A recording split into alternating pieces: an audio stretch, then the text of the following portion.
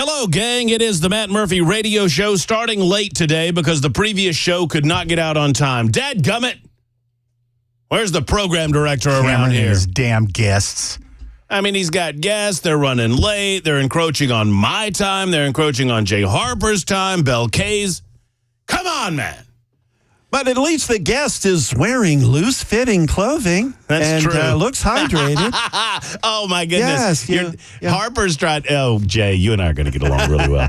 Jay's trying to trigger me already because you've heard the forecast, too, today. Yeah. And you heard me yesterday. And she's doing it even more today. Feels like. Yeah, no, is she doing feels like? Feels like, yes. Don't tell me how I feel. If you're don't. Ooh, it just, you want to talk. I'm going to call Channel 4, see if I get her to call in. Oh, get her to call. Would you get her to call? Do it. Okay. What's her name? It's Melody. Isn't Melody on the one? Melody what? Melody who? Melody Layden. Where the hell is Stefano DiPietro? Am I saying that he's right? not the one saying it. Yeah, I know that, Medina. but God, is it a requirement that you have to have a weird name to do weather over there on News Channel 4? It's not News Channel 4. It's News Channel 5. It's WSMB 4. Yeah. Is that right? I should know. It's our partners. Anyway, Harper is hitting off on a pet peeve. We should do pet peeve shows because it is one of my the feels like thing is one. I've got a lot of them. I've got, as you might expect, given what I do for a living, I've got like a laundry list of pet peeves that I could go over. And one of them is people telling me what I feel like and how I feel. And you know what? The temperature is a perfectly acceptable way to denote how hot it is outside. You do not have to go to all of this heat index nonsense. And this has been a recent phenomenon. And I understand that heat index is a thing, and I understand that the humidity affects how hot it feels to you. I understand all of these things. Don't we all understand these things? So why do you have to tell me that? Just say it's a lot of humidity out there. It's going to feel hotter than 95, but it's 95. And just leave it at that. Instead, during the summer months in the southeast, they don't even population in some circumstances and settings, they just forget about the temperature. They just go with the feels like. Well, it's only going to be 95. It's going to feel like 187 out there. So don't tell me what I feel like. Mind your own business, and really mind your own business when it comes to telling me what to wear. I actually, I have a habit of on the golf course during the summer months, I wear black to embrace it, to own it. Just it's a psychological thing. Just let's own it. It's going to be hot. Let's just own it. Let's do it. Let's absorb it. Let's make it happen. Anyway, we're going to own the day. We're going to own the airwaves until about 3 o'clock unless they pull us off, whichever comes first. We hope you join us for every single moment of it on Super Talk 99.7 WTN. My name is Matt Murphy, and I'm here till the drive. It is episode 591 of our proceedings today. 591. We appreciate you spending some time with us. We'll get the title of the episode coming up in mere moments. It is also LFT number 104. LFT 104, that is Locks for Trump. I made a commitment on March 1st that I would not be cutting my hair until we have a new president-elect, and we're on day 104 of that adventure. You can see that adventure on Super Talk Television, YouTube, Facebook, Twitter, Twitch. YouTube, Facebook, Twitter, Twitch. We need I was thinking on the way in, we need a sponsor, but you guys nixed the idea of me getting a trim, and my concept was if we got like a barbershop or a men's salon to sponsor our Locks for Trump segments that we regularly mention on the show, then I can go in and they could regularly kind of just make sure that it looks presentable when I go out and about in public. Well, you guys put the ixnay on the M tray. So now what do we do? By you guys, he's talking about you people out there. No, I'm talking about you. Well, no, the audience completely agreed that a trim is a cut. Well, they agreed with whom? Me. Exactly. A trim's a cut. I gave up on that argument. I accepted the verdict of the jury, much to my chagrin, but we still need a sponsor of the segment. If you want to be a sponsor of the fastest growing radio show in Nashville history, I don't know that I can prove that necessarily, but I'm just going to go ahead and say it. When you go from zero and you get to one, you've doubled, right? You go from one, you get to two, you've doubled. Doubling's easy early on. So The fastest growing show. If you want to be a part of that, just give us a call. 615-737-9986. We'll hook you up with somebody. That's also the telephone number for you to call the show. It's First Amendment Freestyle Friday on the show. Anything goes during the Libertarian lunchtime hour. We've also got Fry J coming up at 1:05. We'll talk about all of these Supreme Court decisions with our man, Jay St. Clair, my legal correspondent, best friend, gambling buddy, and life consultant, and you on the phones throughout the course of the day. I don't know what we're going to do at 2:05 today. Because normally we would have done Friday Mac Attack. Are you upset that Mac canceled on us? Yeah, I was a little irritated by that because, as you well know, I'm not a big fan of being not at home. And I was fully committed to going out and not only hanging out with him, but having a few cocktails, which is not on diet for me. Mm-hmm. And then he just, it's like, if he wasn't leaving, this would be a reason to kick him out. Do you think that he wants to? I mean, when's he leaving for Kansas City? I think if I remember correctly, he said his first day is this 27th. I thought it was the 17th. No, his last day was. No, I think it's the 17th. I think he's leaving this weekend. Yeah, you may be right. Well, and he said, "Can we do something tomorrow?" Meaning Thursday. I agreed to that, and then nothing. I think this is just him showing his actual feelings for you. Use them. Throw them away. Throw them away. There you go. That's the way we feel here at Super Talk 99.7 WTN.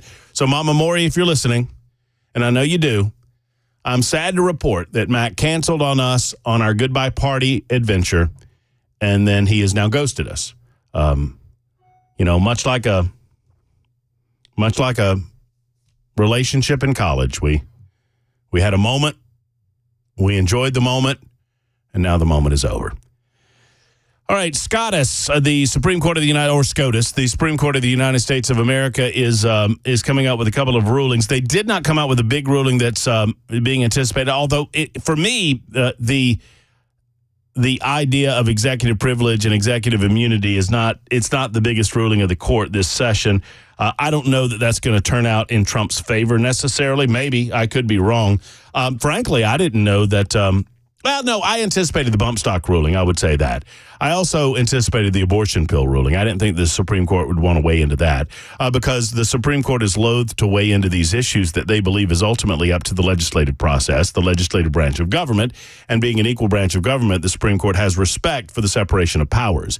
Unlike the mainstream media that is attempting to delegitimize the court every step of the way because it's a conservative court. You notice that? Where the media would consider the court to be sacrosanct, not to be trifled with, not to be questioned.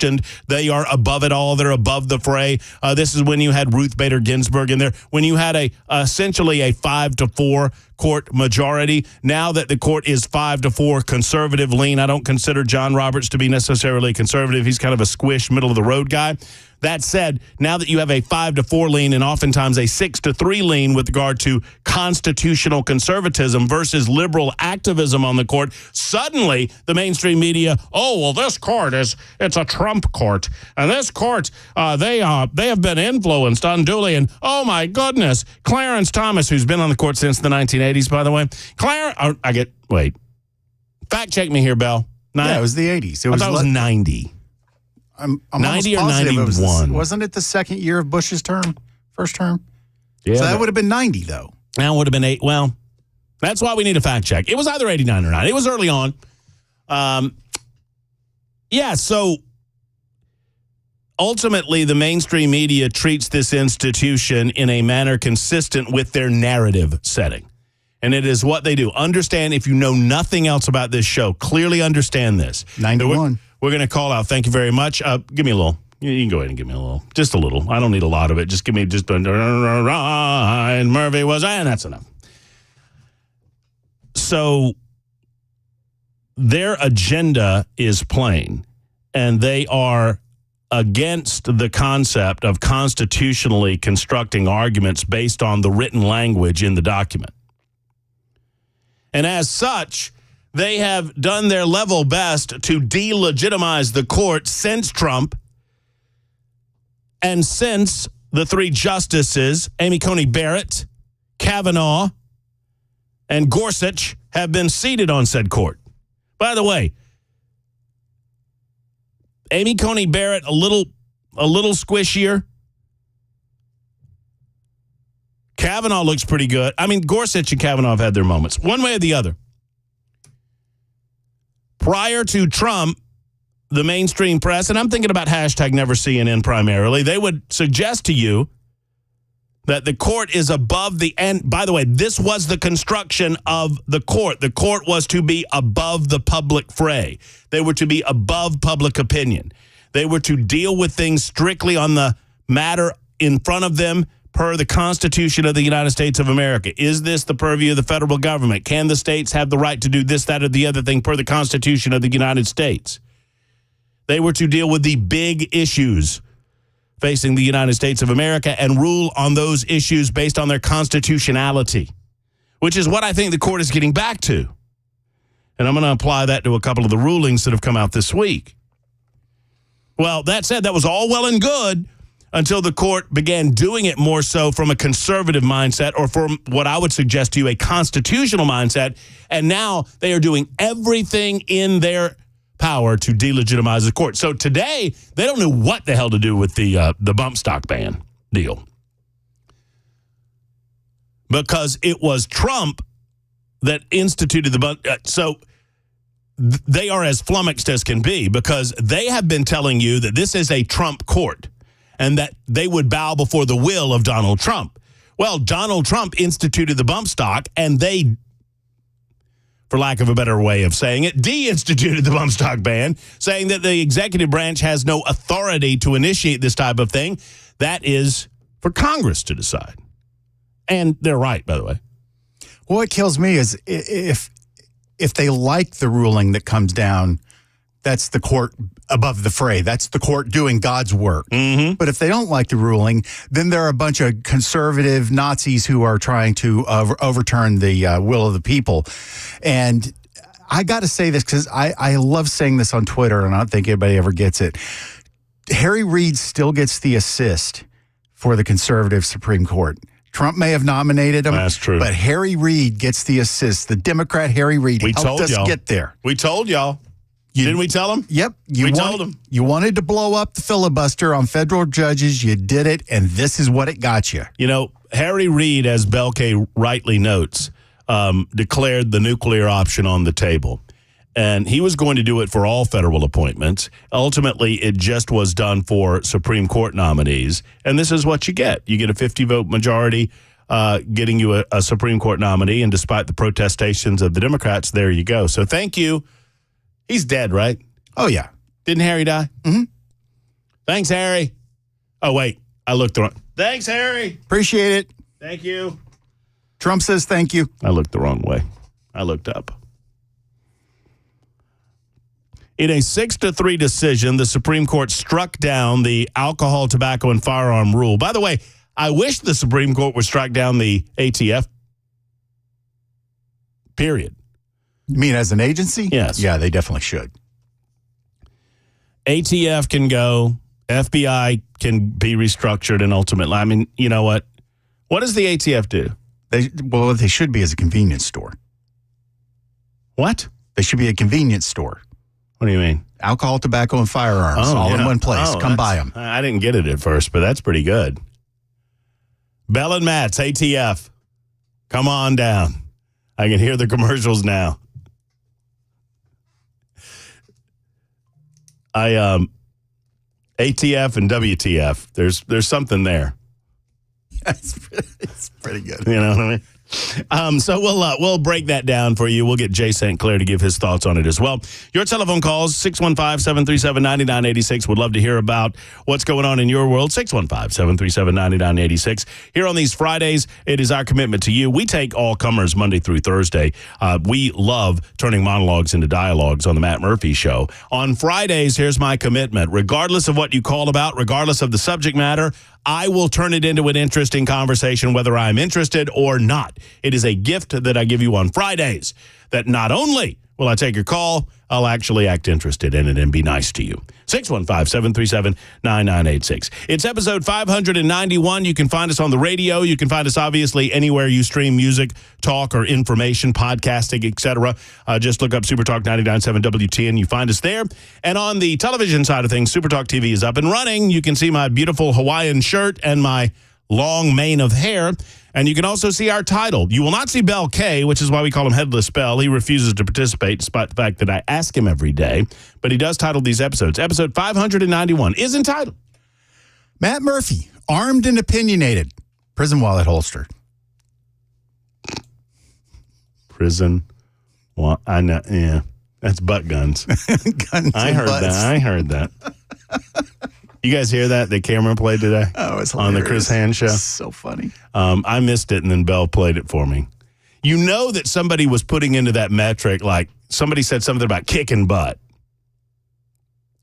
And I want to write a song, a country music song, and I want it to be about trucks and guns and kicking butt and taking names and beer. And There's also a line in there where the AI says, beer on my plate and whiskey in my boot. well, damn right. Whiskey in my boot. I've done that before. Who hadn't done that? Little boot whiskey and plate beer and butt guns.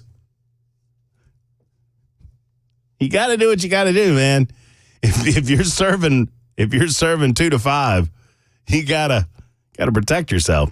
It's 12:23 on Super Talk. I wish it was 2:23. It's 12:23 on Super Talk 99.7 WTN.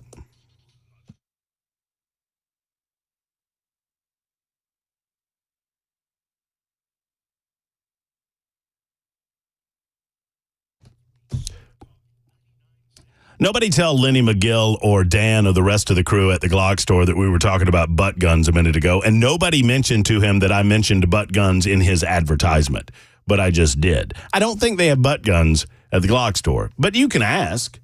I mean, just, you know what? That might be a fun exercise. The next time you go into the Glock store, just go to one of the retail guys and say, Matt Murphy wanted to know if you guys have any butt guns. Just see what they say.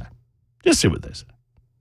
I mean, if they don't escort you to the door, they'll probably escort you to one of their many Glocks or the other brands of handgun that they have, maybe the long guns. You wouldn't want a long gun for a butt gun. I mean, I wouldn't recommend it. What? They have incredible Shoot 270 rooms. So if you want to practice your... don't make me laugh. Somebody's going to walk in that store and ask for a butt gun, and they're going to go, "Oh, Matt Murphy listener, right? Yeah, we got those." And tell them that you want to train with your butt gun in the Shoot 270 rooms. I bet they could set you up a course, where you bend down and fire off a couple. Video it for me, would you? Shoot270.com or Glockstore.com. They have a good sense of humor over there as well. But the Second Amendment is a very serious matter. And to protect yourself and to protect your family, you need to train. You need to train in rooms, not lanes. And they do that at Shoot 270. You can also buy any accessories, ammo, etc. right there in the showroom. They ship anywhere across the United States of America. They are a great asset to our community and the finest gun store in town. Bar none is the Glock Store. Go to Glockstore.com or Shoot270.com.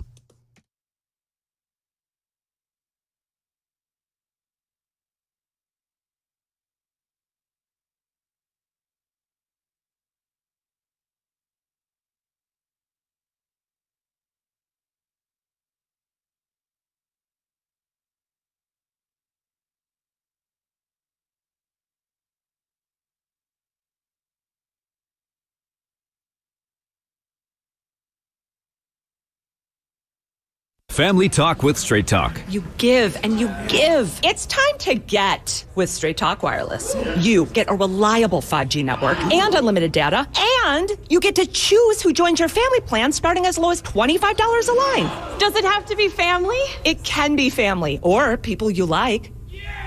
Get more lines and more savings. Switch to Straight Talk for family plans starting as low as $25 a line per month for 4 lines. Find us at Walmart and StraightTalk.com. For network management practices, visit StraightTalk.com. Family plan discount with 4 lines, all on the Silver Unlimited plan. Taxes and fees apply.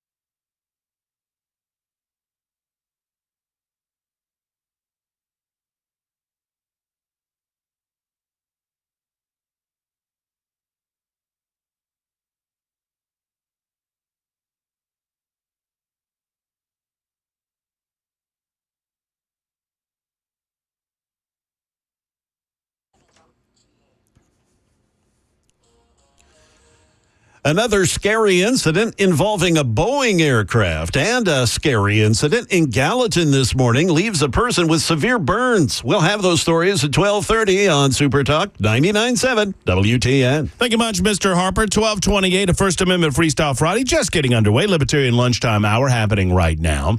The Parkland School building where the Parkland School massacre occurred is being torn down. I'm just watching this on one of our monitors here. I'm frankly a little bit surprised that it has taken this long. Did they use the school afterwards? I mean, did they clean it up, and have they ever used it? I don't know. I don't know that they've used that wing or not.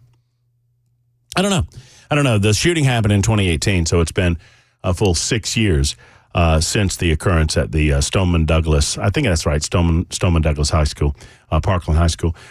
So I've avoided this because I think it's stupid. But liberal media outlets are breathlessly reporting that Donald Trump called Milwaukee a horrible city. Right? So he met yesterday morning, and I was planning on having Andy Ogles on yesterday afternoon, and Ogles couldn't do it because he was on the floor, and then Ogles cheated on me and went on Dan Mandis' show this morning. Which, I don't fault Congressman Ogles. I mean, he does it all the time, but that's okay. That's fine. That's all good. But we wanted to ask Andy about the nature of the meeting and ask him if he heard what liberals. So nobody in the room is reporting this. But all of these media outlets are reporting it as if it's true because they have quote unquote sources. And everyone in the room that is asked about it says, I didn't hear that. Or, well, he said something like that. He was talking about the crime rates, or he was talking about something specific. Last night, Speaker Mike Johnson was on one of the Fox News shows, I believe it was Hannity, and was asked the question, hey, did he say this? And he said, no, I introduced him. I was sitting right next to him. No, he did not say that. Yet the mainstream media just decides. This is what is so infuriating about what they do. It makes you want to slap all of these people in the face. That someone says, well, a source told me that he said this horrible, awful thing that's going to be good for our narrative, that he's a horrible, awful person. Let's go with it because we've got a source. And then repeatedly, people who were actually in the room who heard what he said that's not what he said. They did the same damn thing about the losers comment regarding our military. The suckers and losers comment. Yeah. That one source said that he said it, and everyone else around him said, no, he did not say that. And then the media just pretends like he did because they want him to have said it. And they're doing the same thing with this Milwaukee concept. You know, when he supposedly said that, he was in front of multiple military people. Right. And if he had said that, don't you think they would have come out going, what's with this scumbag? Of course they would have. And, of course, nobody said anything. One way or the other, the media is running with this to the point that the Democrat National Committee is now launching billboards over his Milwaukee comment in Milwaukee and in Wisconsin. And it is a face of Donald Trump, and it is the quote that they are claiming that he said, that everyone in the room says he didn't say, which was Milwaukee, where we're having our convention, is a horrible city. But let's set the fact aside for a moment that they're reporting this without any corroboration that he actually said it. Who in Wisconsin doesn't think that Milwaukee is a horrible city? I guarantee you that everyone in Wisconsin thinks Milwaukee is a horrible city. I've never been to Milwaukee, and I think it's a horrible city. How about that? Matt, my wife's family is from Wisconsin. She has cousins, uncles, what have you, that live in Milwaukee. Okay. And they would agree with that statement, true or false, as to whether Trump uttered it. In terms of crime and other issues. Well, I mean, there you go. There you have it. And Laverne and Shirley would agree, too. Yes, Schlemiel. Yeah. Trying to divide the They're from Milwaukee. I'm trying to remember the song, Bell. Maybe you'll play it for us when we come back. After the news, there's Jay Harper, and he's got the news on Super Talk 99.7 WTN.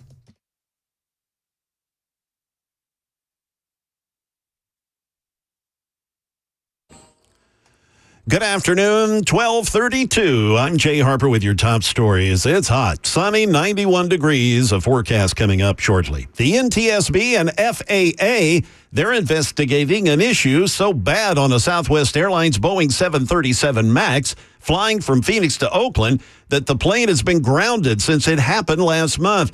That MAX 8 is only a bit over a year old. Here's ABC's Alex Stone. 175 passengers were on board the Southwest Airlines Boeing 737 MAX 8 on May 25th. The plane entered what's called a Dutch roll. That's when a plane moves in two ways. It tips from wingtip to wingtip and its tail rocks side to side. The nose of the plane does a figure-8 motion. On older planes, entering a Dutch roll has in the past resulted in deadly crashes. In the Southwest case, the pilots regained control of the MAX and nobody was injured, but the plane has damage and has been grounded since. One person critically injured in a house explosion this morning here in Middle Tennessee. Police and fire crews were called to Airport Road and Coles Ferry Road around 7:45 this morning in the Gallatin area for reports of a home explosion. First responders got there and found debris all over the place and the fire burning on the home. At least one person is hospitalized with severe burns. Officials believe that explosion was caused by a natural gas leak. That is the latest news. Weather's next. I'm Jay Harper, WTN News.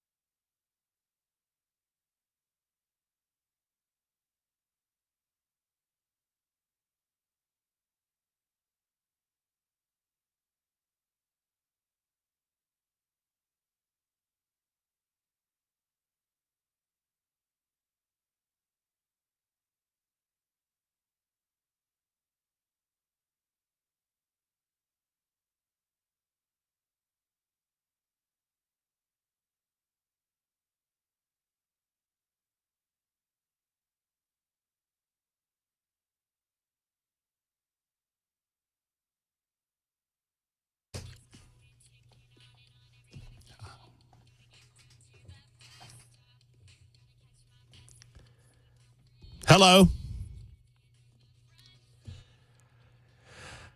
Did I get it right this time? My name is Matt Murphy. You did. You did, Bill. It's Friday.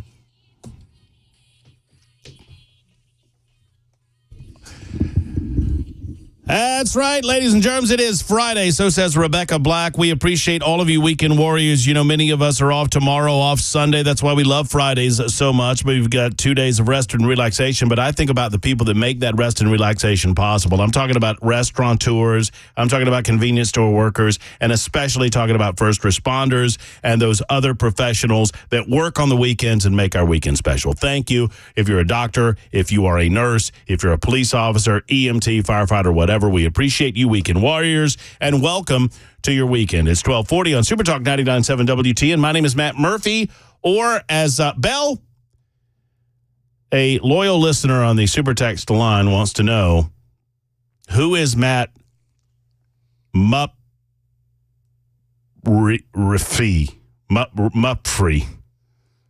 Oh, did I spell it wrong? I'll fix it. You did. It's okay. It's spelled Mark Murray. I said it was my alter ego. So that's all well and good. By the way, we have look. If you're coming to me for proper spelling, you're barking up the wrong tree. Expect typos with an E. You know, copious typos. Mm-hmm, sure.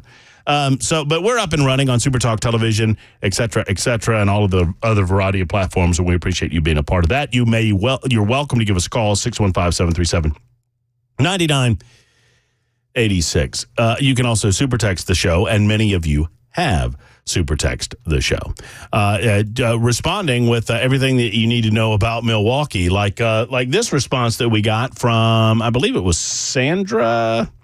No, Kathy wrote in and gave me this link, and I'd forgotten about this. The old night court. Remember night court? This is Will you? It's really that bad back there? You ever been to Milwaukee? Yeah. Oh, close your eyes. Please? When you open your eyes, you're going to be in the middle of Milwaukee. No matter where you go, you walk, run, or fly, you're always going to be in the middle of Milwaukee. You can grab a car and drive 2,000 miles away. You're still going to be in the middle. That's pretty fun. Stop. Works every time. Works every time. Yeah, nobody wants to be in the middle. Nobody wants to be in the middle of Milwaukee at any time. So, no.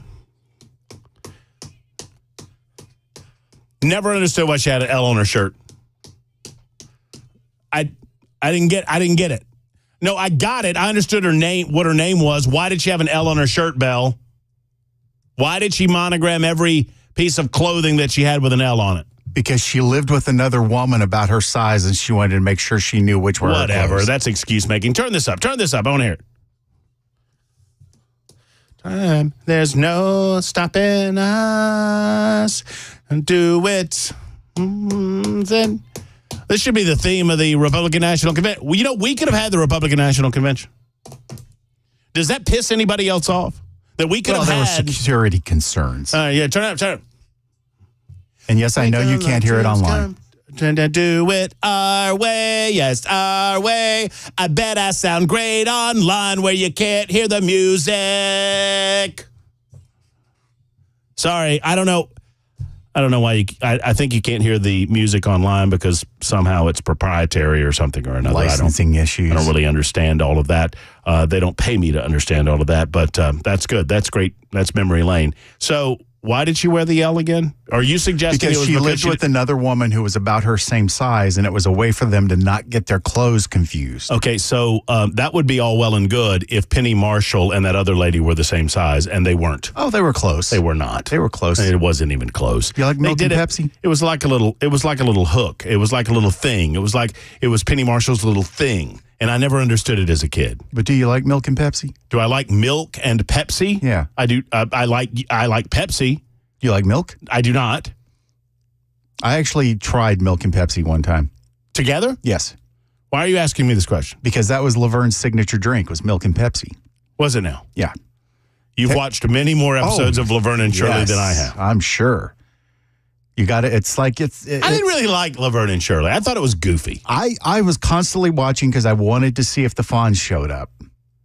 Because he did. It was an offshoot of Happy Days. Sure. I mean, that's right. Laverne and Shirley were originally like women that came into town and went to the Arnolds, right?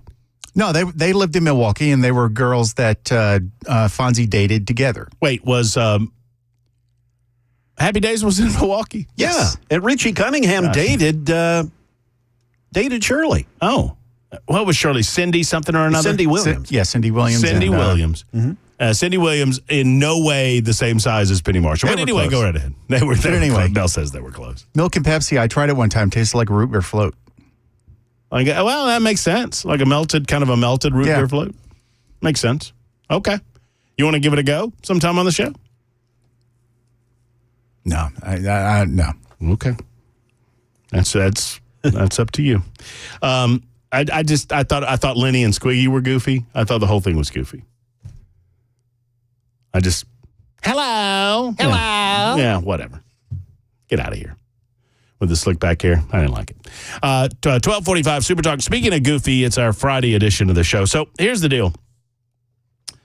Bump stocks. The United States Supreme Court has spoken, and the Trump campaign and former President Trump has reacted to the Supreme Court's decision, striking down a ban on the firearm accessory known as bump stocks. The ban, through executive action through the ATF, was initiated following the Mandalay Bay shooting, the Harvest Festival shooting.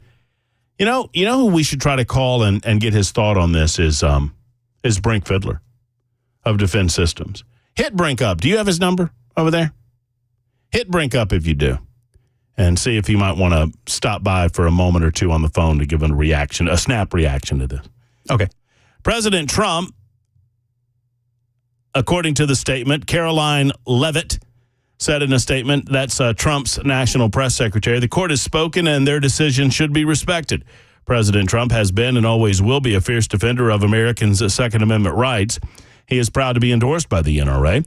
During a time when our border is open to terrorists and criminals and migrant crime is on the rise, the right to keep and bear arms has never been more critical, and Joe Biden wants to take that right away from law-abiding citizens. President Trump won't let that happen. In a 6-3 decision, the court's majority said the bump stock does not transform a firearm into a machine gun. Of course it doesn't. And that the Bureau of Alcohol, Tobacco, and Firearms and Explosives, or the ATF, quote, exceeded its statutory authority by issuing the rule. The bump stock is I guess it wasn't an executive order. It was just a rule. So you understand a bump stock, and I've seen them in action. I've never used one, but a bump stock is an attachment that allows it's just a different way to fire a gun, a long gun. And it replaces a standard stock as a part of the long gun that rests on the shoulder, which is what is called a bump stock. So if you hold it tight against your shoulder, you can get a rocking action, and you do not have to perpetually pull your finger, because you will get finger fatigue if you attempt to fire too many rounds. As the shooter applies forward thrust on the barrel, the device harnesses the recoil energy so that the trigger will bump against your stationary finger. Hence the name bump stock. That allows another round to be fired. The effect is more rapid shooting than the standard stock shooting, and you do not have what is commonly referred to as finger fatigue when you're firing multiple rounds. The bump stock was utilized in Las Vegas, and it gave the individual madman in that case the ability to fire many, many rounds, many, many more rounds than we would believe he otherwise would have been able to fire as a result of the bump stock. The High Court's majority ruling found that the statutory definition of a, quote, machine gun is any weapon capable of firing automatically more than one shot by a single function of the trigger. Congress has long restricted access to, quote, machine guns, a category of firearm defined by the ability to shoot automatically more than one shot by a single function of the trigger, Justice Clarence Thomas wrote for the majority. Semi-automatic weapons and firearms, I quote it correctly, Murphy, semi-automatic firearms, which require shooters to re-engage the trigger for every shot, are not machine guns. This case asks whether a bump stock, an accessory for a semi-automatic rifle that allows the shooter to rapidly re-engage the trigger and therefore achieve a high rate of fire, converts the rifle into a machine gun. We hold that it does not. To speak on this and thank him, I appreciate him for being Johnny on the spot. And Brink, we caught you probably during the lunchtime hour, and that's a good thing. Good to talk with you, my friend. How are you? Good, Matt. How are you, man? Well, I'm doing well. It's a long time no converse, and that's probably a good thing. That means, A, that we've not had major calamity around the United States of America. Oftentimes we lean on you during those times. Number two, it means that you're busy training folks up and making sure that everybody is as safe as possible. And that's good news, too. I hope you're busy. Yes, we are extremely busy. Good. I always say it's good for business, but terrible for society. Well, I'll see you next week, won't I? Yeah, you will. Yep. We've got some more training coming to Cumulus Nashville. We practice what we preach here on the Muprhy Show, and so the training is on the way back to our facility, which is good news. And obviously, I'll see you, if not both days, 1 or 2 days. Brink, I wanted you to describe, given your level of expertise, just for a moment, and I think that I've tried in my own way to help people understand it, what a bump stock is and why the court has determined that the ATF went too far in classifying it as a conversion tactic to make a semi-automatic weapon a machine gun, which obviously it doesn't do. That's correct. So what a bump stock does is it uses the inertia from each gunshot to fire the next gunshot where you don't have to continue to pull the trigger. But it doesn't affect the sear mechanism, which is kind of how a machine gun is defined by, lo and behold, legislation and the ATF and the National Firearms Act. So, I understand people's concern over them, and it allows you to shoot a bunch of rounds downrange without having to continue to pull the trigger. And, of course, that's exactly what was used in the Vegas shooting. Mm-hmm. But technically, you can do the exact same thing with a shoestring. So if you know where to tie it. So I understand. Again, I get people's concern, and I get the argument, and I get the knee-jerk reaction after Vegas about trying to do something about them. But the National Firearms Act is going to have to be amended if they really want to do something about this particular thing or new legislation. Oftentimes the ATF tends to knee-jerk to stuff and make decisions that are legislative decisions, but, and that's why they get challenged all the time. I understand why SCOTUS made the decision they did. I think it's the correct decision. Whether or not bump stocks should be allowed is a whole different conversation, and there's a way to remedy that, but it's not the way the ATF tried.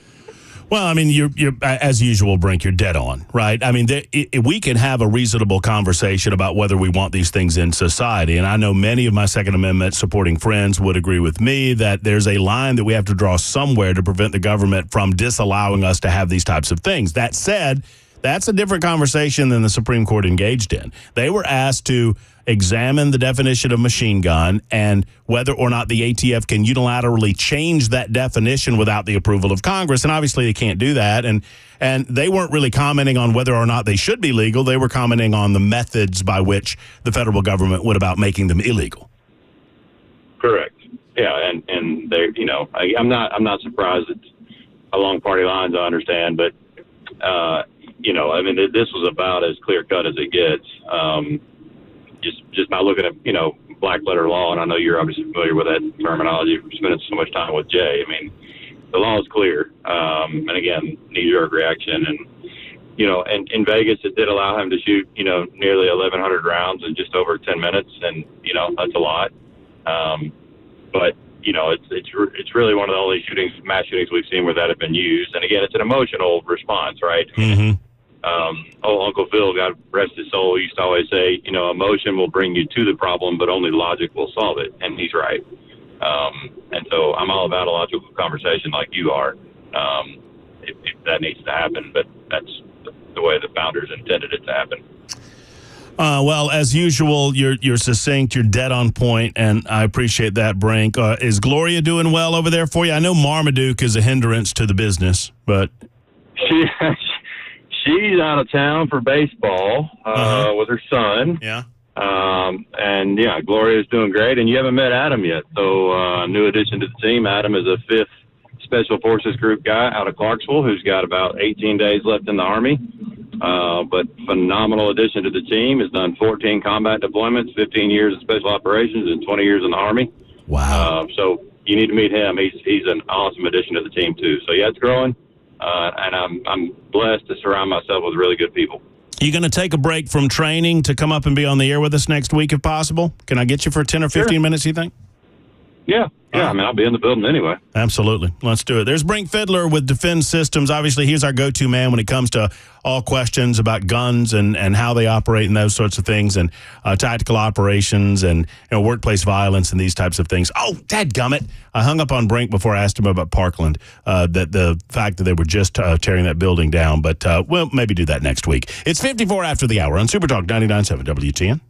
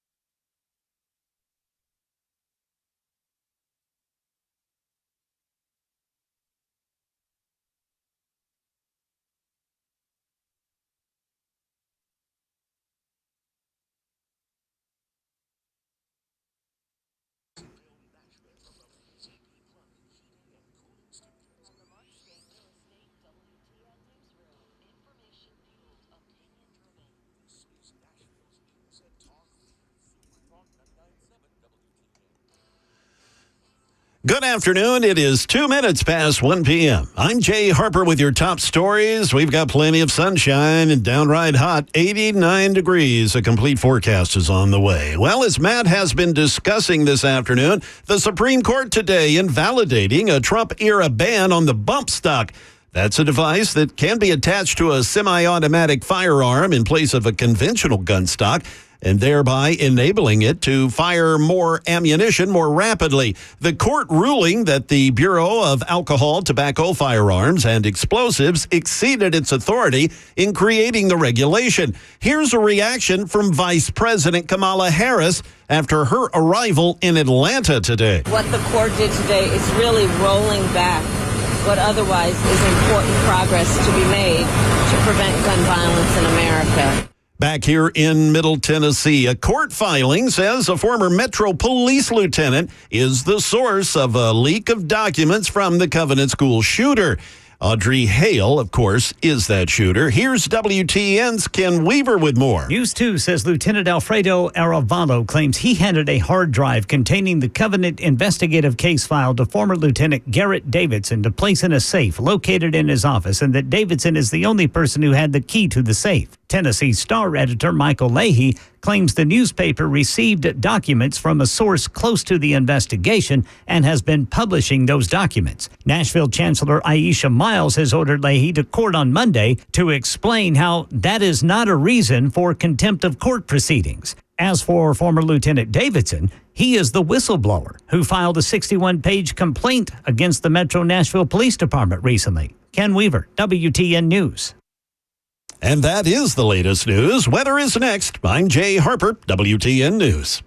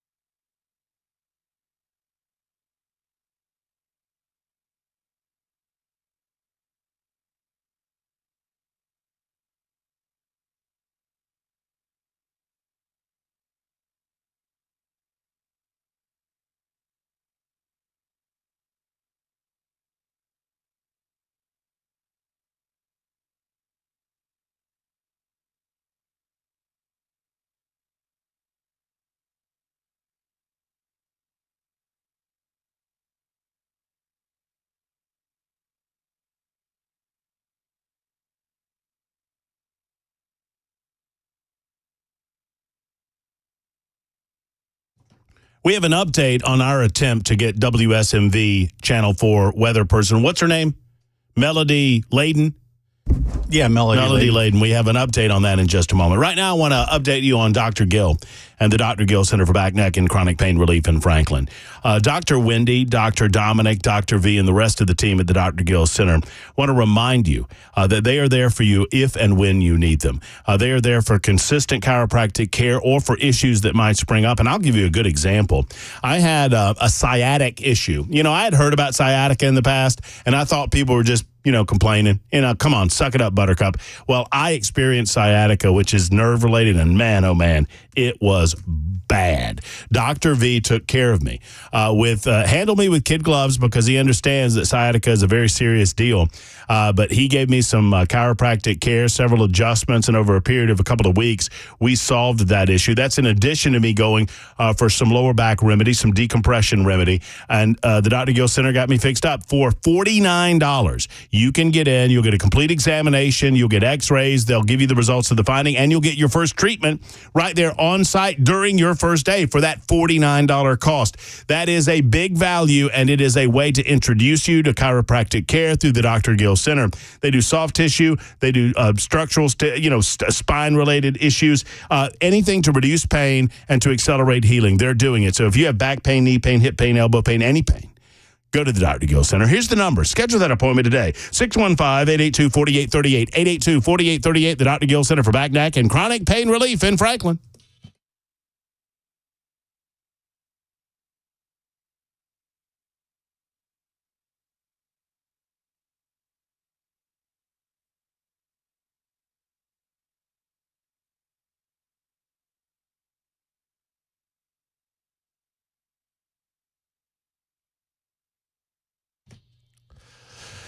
It is the Matt Murphy Radio Show, Super Talk 99.7 WTN. I expect we'll have a Friday moment coming up in just a couple of minutes. Bell's always excited when I remind him at 107 to give a call to Jay. We'll do that moments from now. 615-737-9986 is our telephone number, 615-737-9986, if you'd like to be a part of the show. We've got lots to get into, obviously talking about several of the Supreme Court rulings that are coming down. If you have any questions or comments for our man, St. Clair, who is our legal correspondent, we have him on once a week. You're invited to be a part of the show by putting those thoughts, those comments, those questions up on the membersnutrition.com super text line. Do so. I'll flag those for Jay, and we'll ask them at the end of this segment. We'd also love to hear from you at 615-737-9986. Really quick, the update from Melody Layden. So Melody Layden is reminding us she's mothering us to a certain degree. Now, I'm not being sexist when I say that. Can you isolate the weather and play the last part? Do you have that ability? No. Okay. I mean, I can play you the weather, but not just a section of it. Well, then play me the weather. That's what I'm asking for. Oh. I want to hear Melody tell us what all to do this weekend with regard to the heat. It is expected to be fairly hot, fairly humid this weekend, with highs reaching what? 90. I mean, down in Birmingham, it was. You want her to say it? Yeah, go ahead. Let her say it.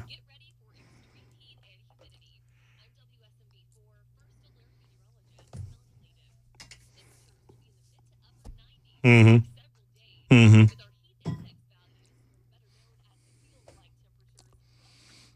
Oh, God. Shut up.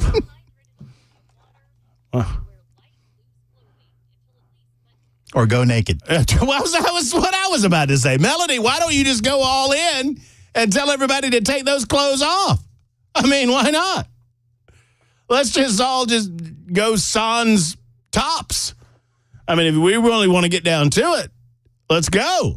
Light, loose clothing. I mean, what's going to happen when it gets into the hundreds here later on in the summer? Once again, I would advise you to be grown-ups and to do what you need to do. You probably have been around the block a time or two when it comes to the state of Tennessee, and you know what to do in hot weather. That said, we wanted to have Melody on to give her the business about this. And did you call them over there at WSMV4? Yeah, I called them, and normally during the noon hour, they have a local show that the weather is part of. Mm-hmm. But apparently they've been preempted by golf, so they weren't sure if she was even in the building. Oh. What, they have a golf tournament or something? Yeah, where they wear loose clothing. And stay hydrated. Is this like the U.S. Open, or do they? Yeah, I think it's the U.S. Open. Or surely they're not out playing golf, not in this extreme heat. Well, if they have, they stay hydrated.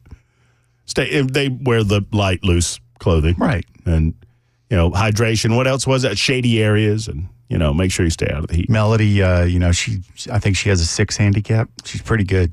Melody, if you're listening, we're just kidding. We kid because we love. At the same time. No need. I'm grown. I mean, I know when it's hot. I know summertime. With the summer comes heat. With the night comes darkness. But then there's dawn again. With the water comes moisture. Right. It's the feels like that just wears me out. It is 111 on Super Talk 99.7 WTN. It is time for Friday. I'm still on the fence, by the way. I appreciate the effort. I don't want to dissuade you from continuing the effort, but I'm still on the fence on the new Perry Mason. I don't You weren't know even born when the other one came out. I understand that. I understand the idea. I've not asked St. Clair about it because I know exactly where he'll be on it. He's an old soul. Jay believes that television was ruined when color was put onto our TVs. But be that as it may, our good friend, my life consultant, legal correspondent, best friend and gambling buddy, Jay St. Clair, joins us on our weekly visits. Hello, Jay. Hey, Matt. How are you? You know, the only way I think I could be any better is if I were Shotgun. Yeah. That would be good then. I wonder if she's listened to the show at all since she's been to Nashville. I don't know. Well, I sent her a note. Bill, you probably don't know. Have you heard us talk about Shotgun? I don't think we have. I don't believe so. Of her. Yeah, Shotgun is my daughter, and that's her nickname. Here's all I can tell you about her nickname.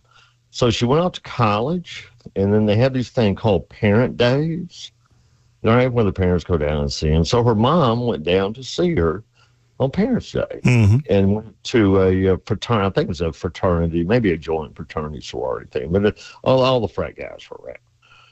You know, and so she goes up and she's talking to these frat guys, and ask them who they are and so forth. And they ask her, who are you? And she goes, well, I'm Lauren's mother.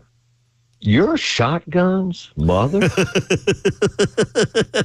They called her Shotgun. The frat guys called her Shotgun. And that's all I know about it. I adopted a don't ask, don't tell policy about that. Have you been told? Probably for the better. Have you been told, Jack? No, I don't know if her mom talked to her about it. I don't know. Mm-hmm. Oh, I know. I can give you a pretty good guess. Has to do with a beer and a nail. So you were talking about staying hydrated? It may have something to do with that. I think so. Well, I've never understood why they tell us that beer will not hydrate you, because it has to have water in it, right? Yeah, but I mean, well, it's like Archie Bunker said: you don't buy beer, you only rent it. Well, that's my daughter Shotgun Bell just moved to Nashville. How about that? So how old is she? Too young for you. How old? too young and too pretty. Well, is she? How old is she, Jay? She's 30. 30? Yeah. Shotgun's 30? Wow. Yeah. Well, Jay's 74. You hear that, Jay? No. He said Jay's 74. Well, it's 60. When I'm 64, Bill, you should know your Beatles better than that. Well, it's good to talk with you. We got lots to get into, and I hope Shotgun's listening. And if she is, thank you for listening, Lauren. We appreciate you. So, Jay, where you want to go first on the Supreme Court? I'm gonna make it dealer's choice. Because I know you've kind of followed some of these rulings. We didn't get all of them. They've still got several. I guess, are they required to issue their rulings before the end of June, before the end of session? Is that right? There's not an official date about that. That's kind of the tradition. The first Saturday in October, I think by law, is when their session starts, Matt. But I'm pretty sure there's no law that has the official end date. But for a long, long time, they have always concluded the regular docket by June 30th. Mm-hmm. And there's no reason to think this will be an exception. So, yeah, the next couple of weeks, there's going to be some big decisions coming up. Well, and one of them is obviously the immunity issue. And maybe before we get done here, I can ask you what you expect to come out of that. But dealer's choice, Jay, which one of the ones that we've heard about coming out is of most interest to you? The bump stock thing, I heard you had a guy, what was his name? Brink Fidler. Well, Brink has said it all. I mean, golly, I want to hire that guy to be in my law firm. He very well spoken and exactly, he hit the bullseye. Yep. Oh, yeah. Did there. I saw what you did.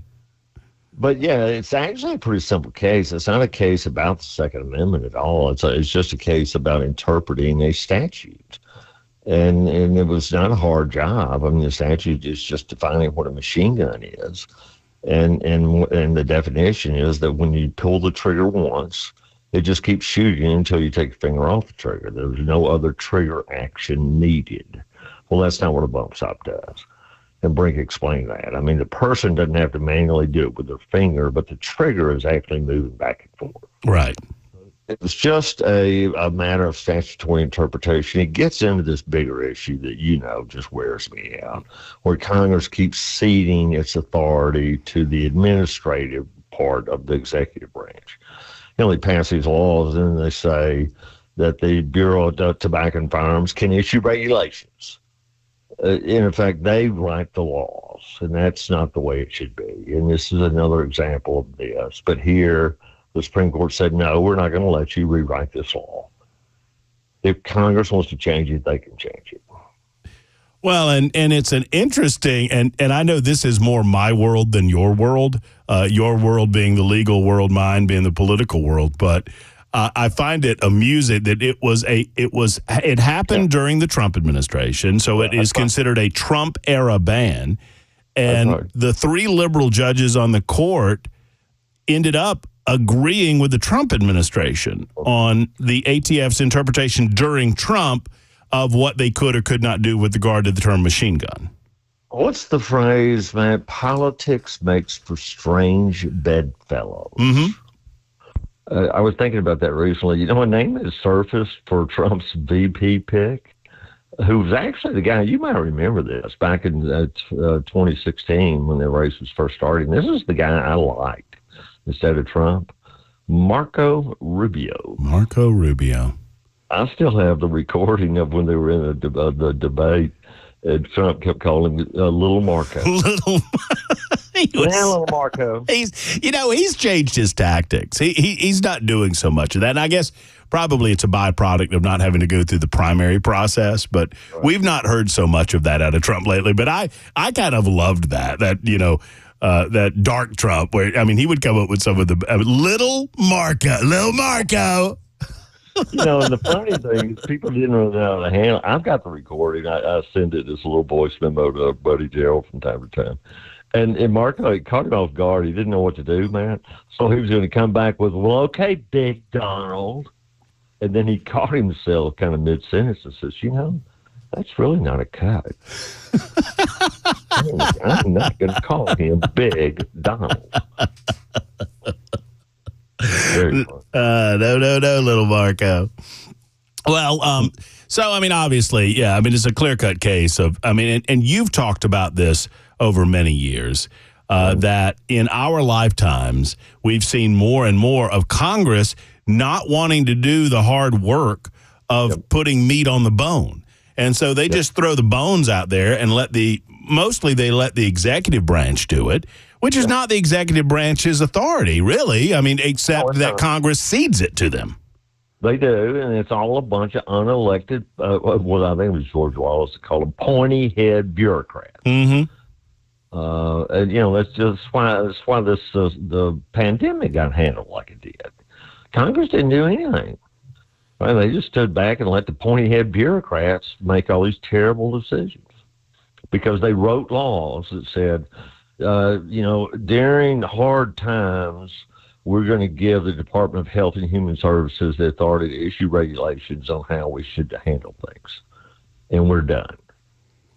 Well, I find it amusing. I'm waiting for the same leftist media, and I'll characterize it that way because that's what they are. But certainly narrative-driven media that have suggested, out and out said over the last couple of years, since Dobbs, really, that this is an extreme court, that they're acting extracurricular to the Constitution, that they bow down before Donald Trump, do whatever Donald Trump wants them to do.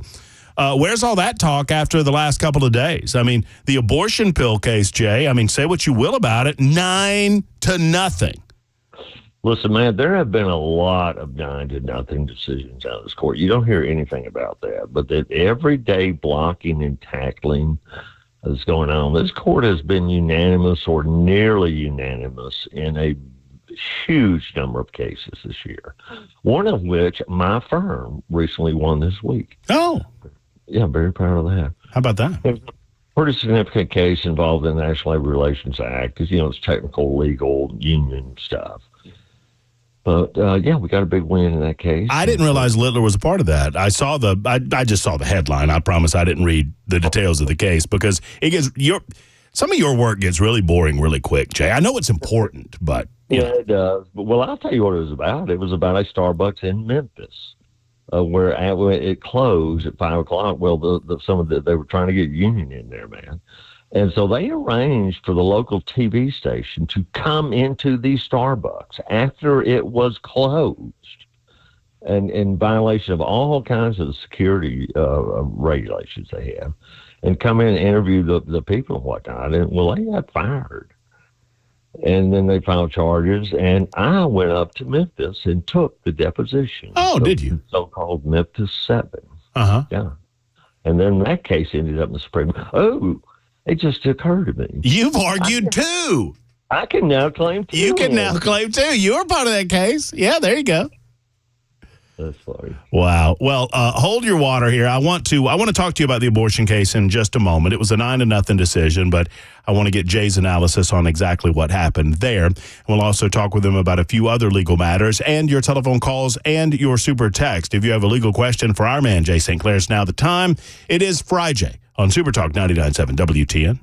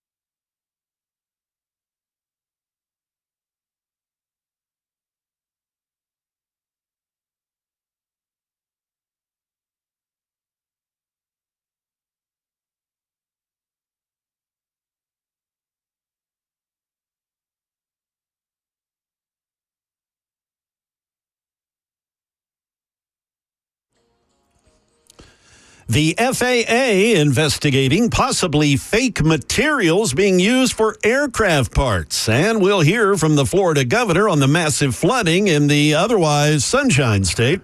Those stories coming up at 1:30 on Super Talk 99.7 WTN. Man, it's bad down there. Thank you, Jay Harper. The state of Florida is just getting inundated with rain right now. By the way, I hear you all on the membersnutrition.com super text line.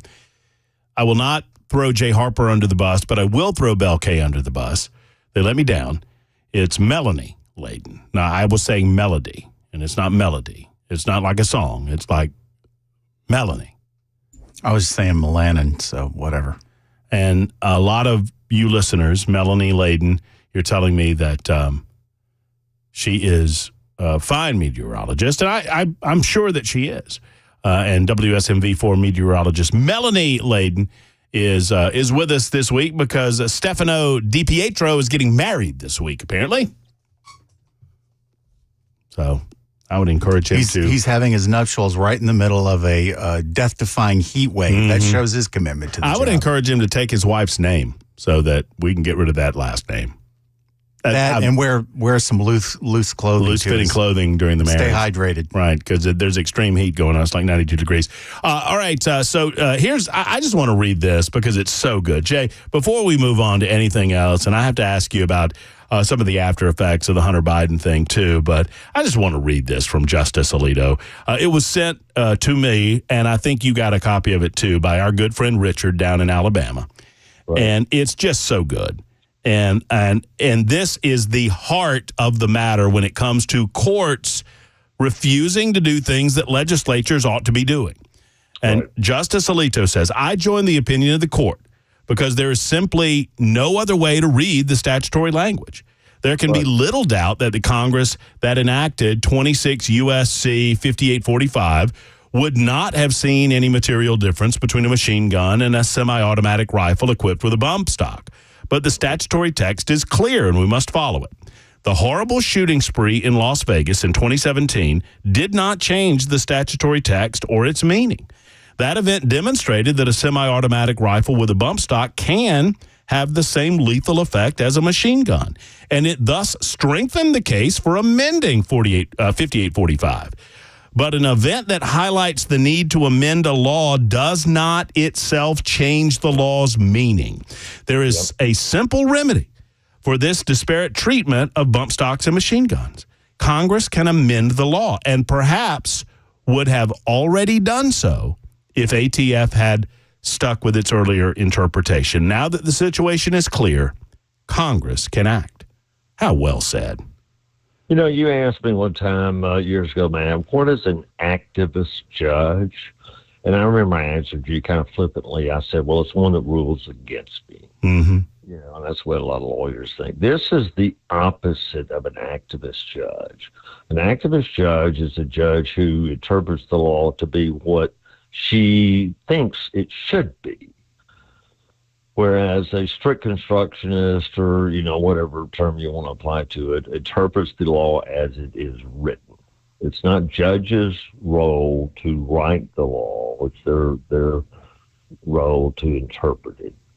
And Justice Alito said it just right. He said that's the opposite of an activist judge. There's three branches of government, man. And he knows how to stay in his lane. Congress needs to do their job and quit deferring everything to the unelected administrative part of the government. Amen. That's well said as well.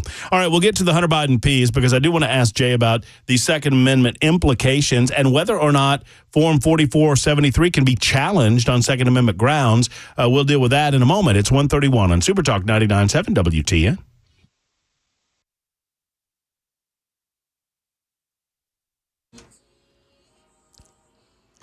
It is 1:31, and I'm Jay Harper with your top stories. Sunny, 93 degrees now, a full forecast in a couple of minutes. Breaking news coming down the pike here. Fox News reporting that the Department of Justice will not be prosecuting Attorney General Merrick Garland in that documents case regarding the issue with President Biden. In any event, we'll have that as that materializes more. All right, getting back to other things here. Counterfeit titanium materials that somehow entered the aviation supply chain with fake documents. They were used to make parts for both Airbus and Boeing. The FAA saying it's investigating the scope and impact of the issue.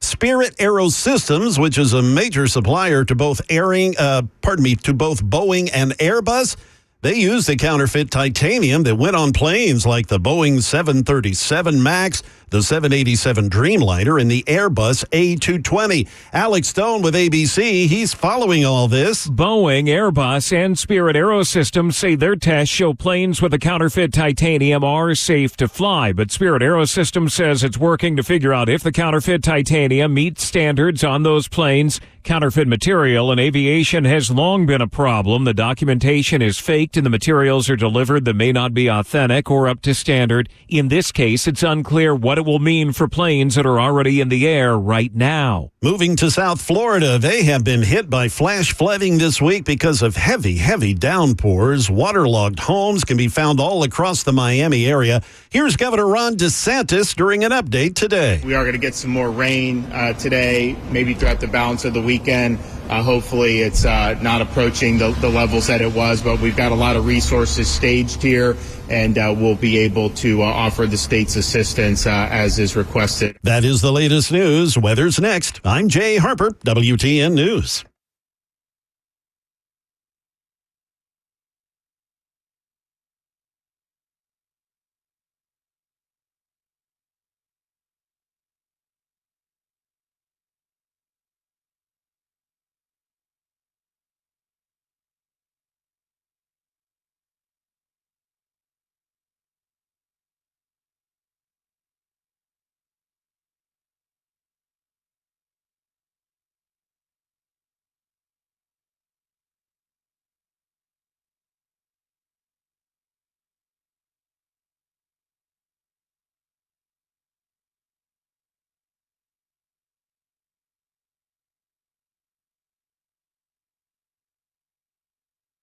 Hey, folks, it's Matt Murphy, and I want to spend a moment talking to you about your food game.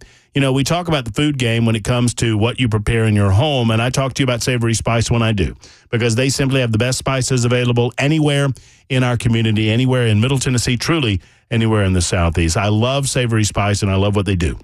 So the experienced chefs that you see when you go to Savory Spice at Ellendale Market in Nashville, just off of Charlotte Pike, or if you stop by their Franklin location just off the square next to Grace Pharmacy, you'll see experienced chefs. You'll see guys and gals that work in the restaurant industry buying their spices from Savory Spice because they know where to get the best spices. They know where to get the exotic stuff. You'll also see people that don't know anything about a kitchen, right? They're coming in to learn more and to get the spice and easy mixes, which are readily available, and they're so good for people who are just learning their way around the kitchen. You don't have to worry about measuring out spices. They're all measured out for you, and they'll tell you the time. They'll tell you the exact ingredients.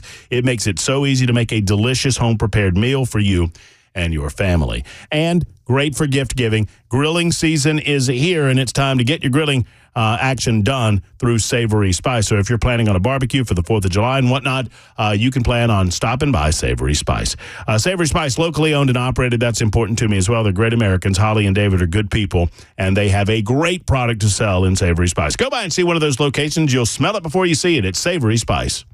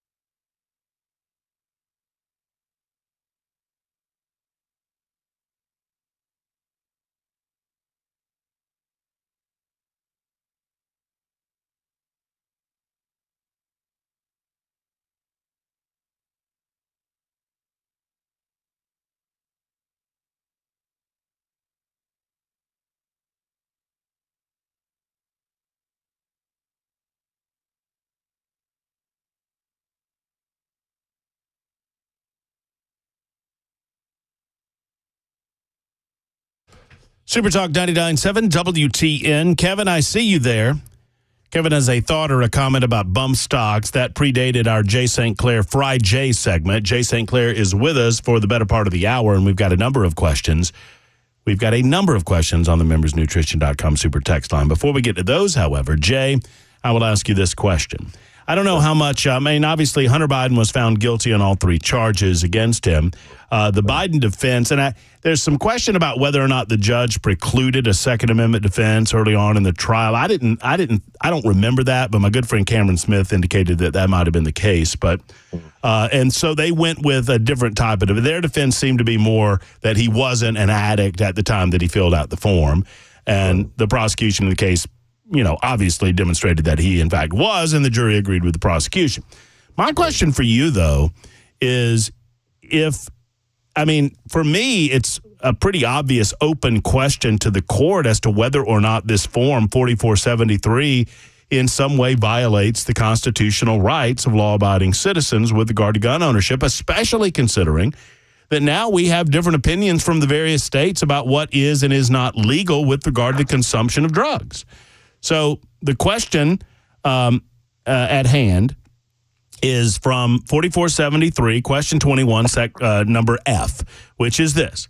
Are you an unlawful user of or addicted to marijuana or any depressant, stimulant, narcotic drug, or any other controlled substance? And then it says, warning, the use or possession of marijuana remains unlawful under federal law, regardless of whether it has been legalized or decriminalized for medicinal or recreational purposes in the state where you reside. Mm-hmm. And I don't think that's constitutional. Well, the question is constitutional. You're saying that if somebody answers yes and they're denied the right to own a gun, that would be unconstitutional. Yeah, I'm pretty sure that I'm safe to say that a yes answer on that question would be an automatic denial for you to purchase a gun. I believe that's the case. Well, let's assume that's true for purposes of this discussion. Okay. Here's the way I think the Supreme Court would evaluate that question. It's great. It's a really fascinating issue. I hadn't really thought about it until this moment. But Heller and the other cases, and a lot of the way the current Supreme Court is looking at things, is what did people understand? What was the common understanding when the law was passed? That's what helps us understand what it means. And that's why in the Second Amendment we get the idea that the private ownership of guns is protected by the Second Amendment. Mm-hmm. Because that was the case when they passed that amendment to the Constitution. So I think what the Supreme Court would do, Matt, is they would go back and look in history in the late 18th century and say, were habitual drunkards prohibited from owning a firearm? Were there laws back then that said that Otis Campbell cannot own a gun? Now, Bill, that was fun. That's a very good example right there. He's the hey, Bell, you know enough about the Andy Griffith show. Mm-hmm, you know the only regularly recurring character on Andy Griffith that was married? It was Otis. Yeah. Who was the town drunk again? Otis. Okay, thank you. Jay, you're forgetting the fact that we had an entire episode of the town drunk buying a car. Oh, yeah. The little town I'm from, Dunlap, Bell, is so small, we didn't have a full-time town drunk, so we all had to take turns. Let me know if I can help. Jay volunteered on the weekends. That's what I understand. I honestly don't know what the laws were like back then, but I think that would be a very important fact in how the Supreme Court would decide that question. Well, and I don't know, and I admit that I don't know that the specific question about Section F has ever come up, but I have learned enough from you that commas mean things. Words like or mean a lot when determining this type of thing. And so for me, are you an unlawful user of, comma, or addicted to, comma, marijuana or any depressant, stimulant, narcotic drug, or any other controlled substance? And so then the question becomes, are we talking about just unlawful stuff, or are we talking about unlawful stuff at the beginning and then everything else at the end? Yeah, or I'm reading that kind of as an either or. You're disqualified if you're either doing it unlawfully or if you're doing it, if you're addicted, even if it's lawful. Right. That's the way I read it. I this is just a shot in the dark, man, because I don't know. But I bet you the state of the law back in the colonial times was Otis Campbell couldn't carry a gun. They'd take a gun away from the town drunk. But if somebody, held it to moon once a month or so, I think they get to keep your gun. So I bet you it's presumably that the Supreme Court would say that occasional recreational use of even illegal drugs doesn't disqualify you from owning a gun. But if you're Otis Campbell, you can't have a gun. And don't get suckered into buying a cow thinking it's a horse. I got a giggle out of him. Yeah, that episode was on the other night. Well, that's funny. Jay, we got a lot of questions coming from the peanut gallery, as you might expect. And as soon as I get over to them, I will get to a few of them. They're loading here. And this one's sad, and I'm sad for 6964. I don't have a name here, but 6964 writes that my son passed away unexpectedly May 18th. I'm sorry to hear that. Hospital sent him home in March after a week's stay with blood sugar over 1,100. He was in the ICU for 2 days. Wow. Got his sugar down, but sent him home with sepsis. Only way he found out was by looking up a medication they sent him home with. I have a video from April 10th with him saying he was dying. Wow, this is sad. For us to sue the hospital and send his son to college, do we have a potential case? Of course, we are currently waiting on the autopsy report. What would your advice be here, Jay? Yeah, no, absolutely. You need to get in touch with a very top-flight medical malpractice attorney as soon as you can. Medical malpractice is a very specialized area of the law. Don't call somebody that advertises on television. You need to get with the very best, and I can put you in touch with that person. Well, no, I shouldn't say his name. I'll let you go. But if you will, my contact information, my office contact information is on the internet. That's J. St. Clair. I'm more of a sinner than a saint, but by name is St. Clair. Just Google that and then shoot me an email or call me, and I'll give you the name of the attorney. The guy I have in mind is in Alabama. He practices really across the nation. Mm-hmm. If he thinks somebody in Tennessee would be better, he'll send. He's that kind of a guy. Mm-hmm. He's so successful. He doesn't need anything that he's not the right person for. You need to get in touch with the very best medical malpractice lawyer you can as soon as you can. All right, so 6964, find Jay, and it's JAYSTCLAIR. If you look him up, you'll find him. He comes right up on the top of the page. And if you have any trouble, 6964, just hit me up, and I'll get you his email information and his telephone information at his office. That's just a very sad case. From that to this, this is the way we do it on the Matt Murphy Show. 4209 writes and says, "Hey, Jay, if I'm peeing on my lettuce to keep my deer away, and my neighbor walks up to me at night, am I indecent?" Look, I don't write them. I just read them. Don't give me that silence. Well, I'm just wondering why he thinks that human urine is going to keep deer away. That's odd. Because I think sometimes hunters buy stuff. They buy deer pee. So I can tell you all about this because my grandfather, we preferred doe meat as opposed to buck because Pa believed it was it tasted better. It was more tender. Right. And when we would kill a doe during doe season, and we would dress the deer ourselves, at home. We didn't go to any fancy, machine, packing plant or whatever. Right. And Pa was very, very serious about protecting the doe's bladder so that we could keep the pee, Jay. Oh, well, of course, that's going to attract bucks. Exactly right. That was the big deal. So, yeah, you cover up your human scent by putting... My grandfather would regularly, during my childhood, douse me in pee. That's what he did.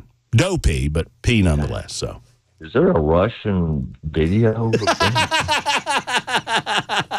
No. There's some folks wrote it down in the dossier. But here's the answer. So anyway, here's the answer to this question. If you're not on your property, yes, there's nothing you can say about that. You can't walk around. Well, I wouldn't say naked, but let's just say exposing your private. Mm-hmm. Even if you're on your property, if you are within plain sight of people not on your property, then yes, I believe that to be indecent exposure. Doesn't matter whether you're trying to run deer off or if you're getting your kicks.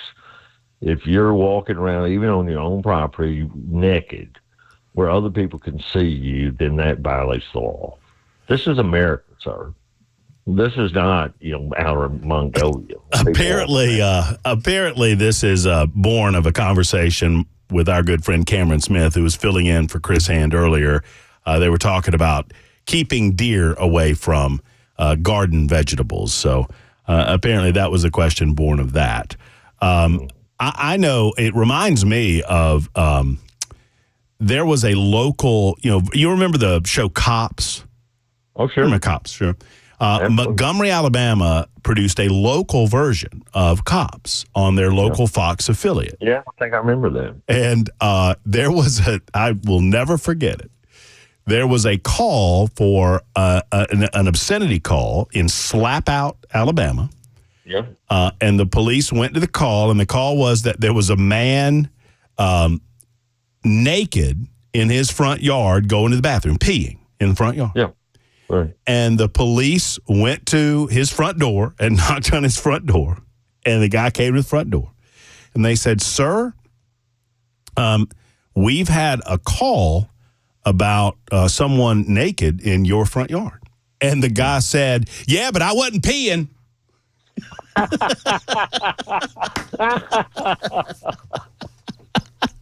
Well, the best one. That was true. I saw that with my own eyes. That's funny. You remember the guy, I think it was here in Alabama, where the guy went to the Bass Pro Shop and he couldn't stand it, so he took his clothes off and jumped in the big aquarium. Yeah. And at first we thought, well, that guy's a little crazy. I mean, I guess you got to be a little bit crazy. Yeah. Right. But apparently he just wanted to get in with the fish. Yeah. Yeah, so that's right. You cannot expose yourself, even on your own property. You can't walk around your property line. You can't say, "Well, I'm on my property." Well, it doesn't work that way. I mean, you can't do that. Well, Jay, on that front, we're going to leave it right there. I had such a good time with you last week. Thanks for being my friend, and thanks for letting me win once or twice a year at golf. I appreciate it, you. Well, you won that one fair and square. I mean, I tell you what, you coming along. Well, I don't know. I have no idea. Erica asked me. She said, "Did you do okay?" I said, "Yes," and I have no idea how, but it happened. Well, that was funny because you weren't thinking anything about it. You shot 83 on Saturday, and you're wearing my phone out. So, "Hey, Jay, let's go play golf." Oh yeah, I'll wear you out when I'm doing well. You know me. Well, I'm looking forward to our next trip over to West Tennessee. We'll do it soon. Take care, my friend. Thanks, buddy. There's our legal correspondent, life consultant, all-around good guy, and gambling buddy, Jay St. Clair. It's 52 after the hour on Super Talk.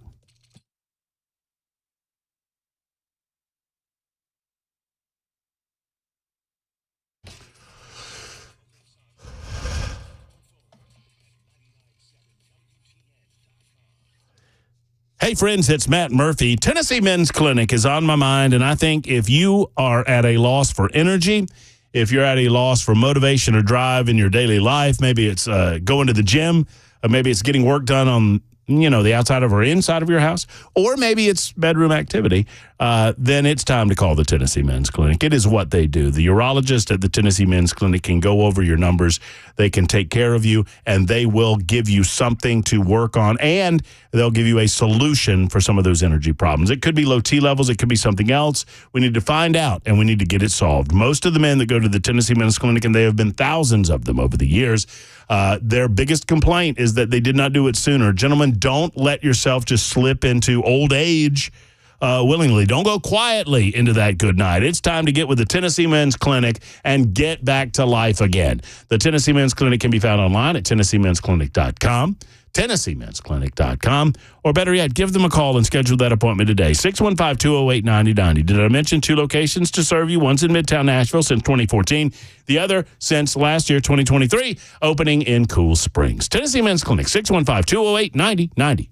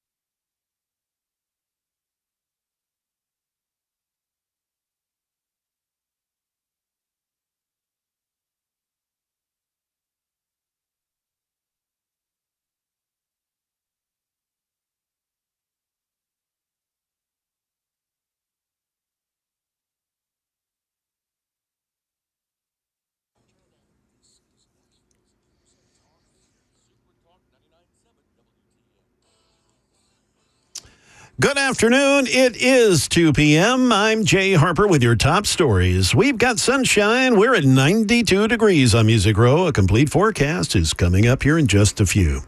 In Florida, a painful reminder of one of America's most deadly school shootings will soon be gone. Here's Dave Packer from ABC News. People gathering Friday outside of a chain-link fence in Parkland, Florida.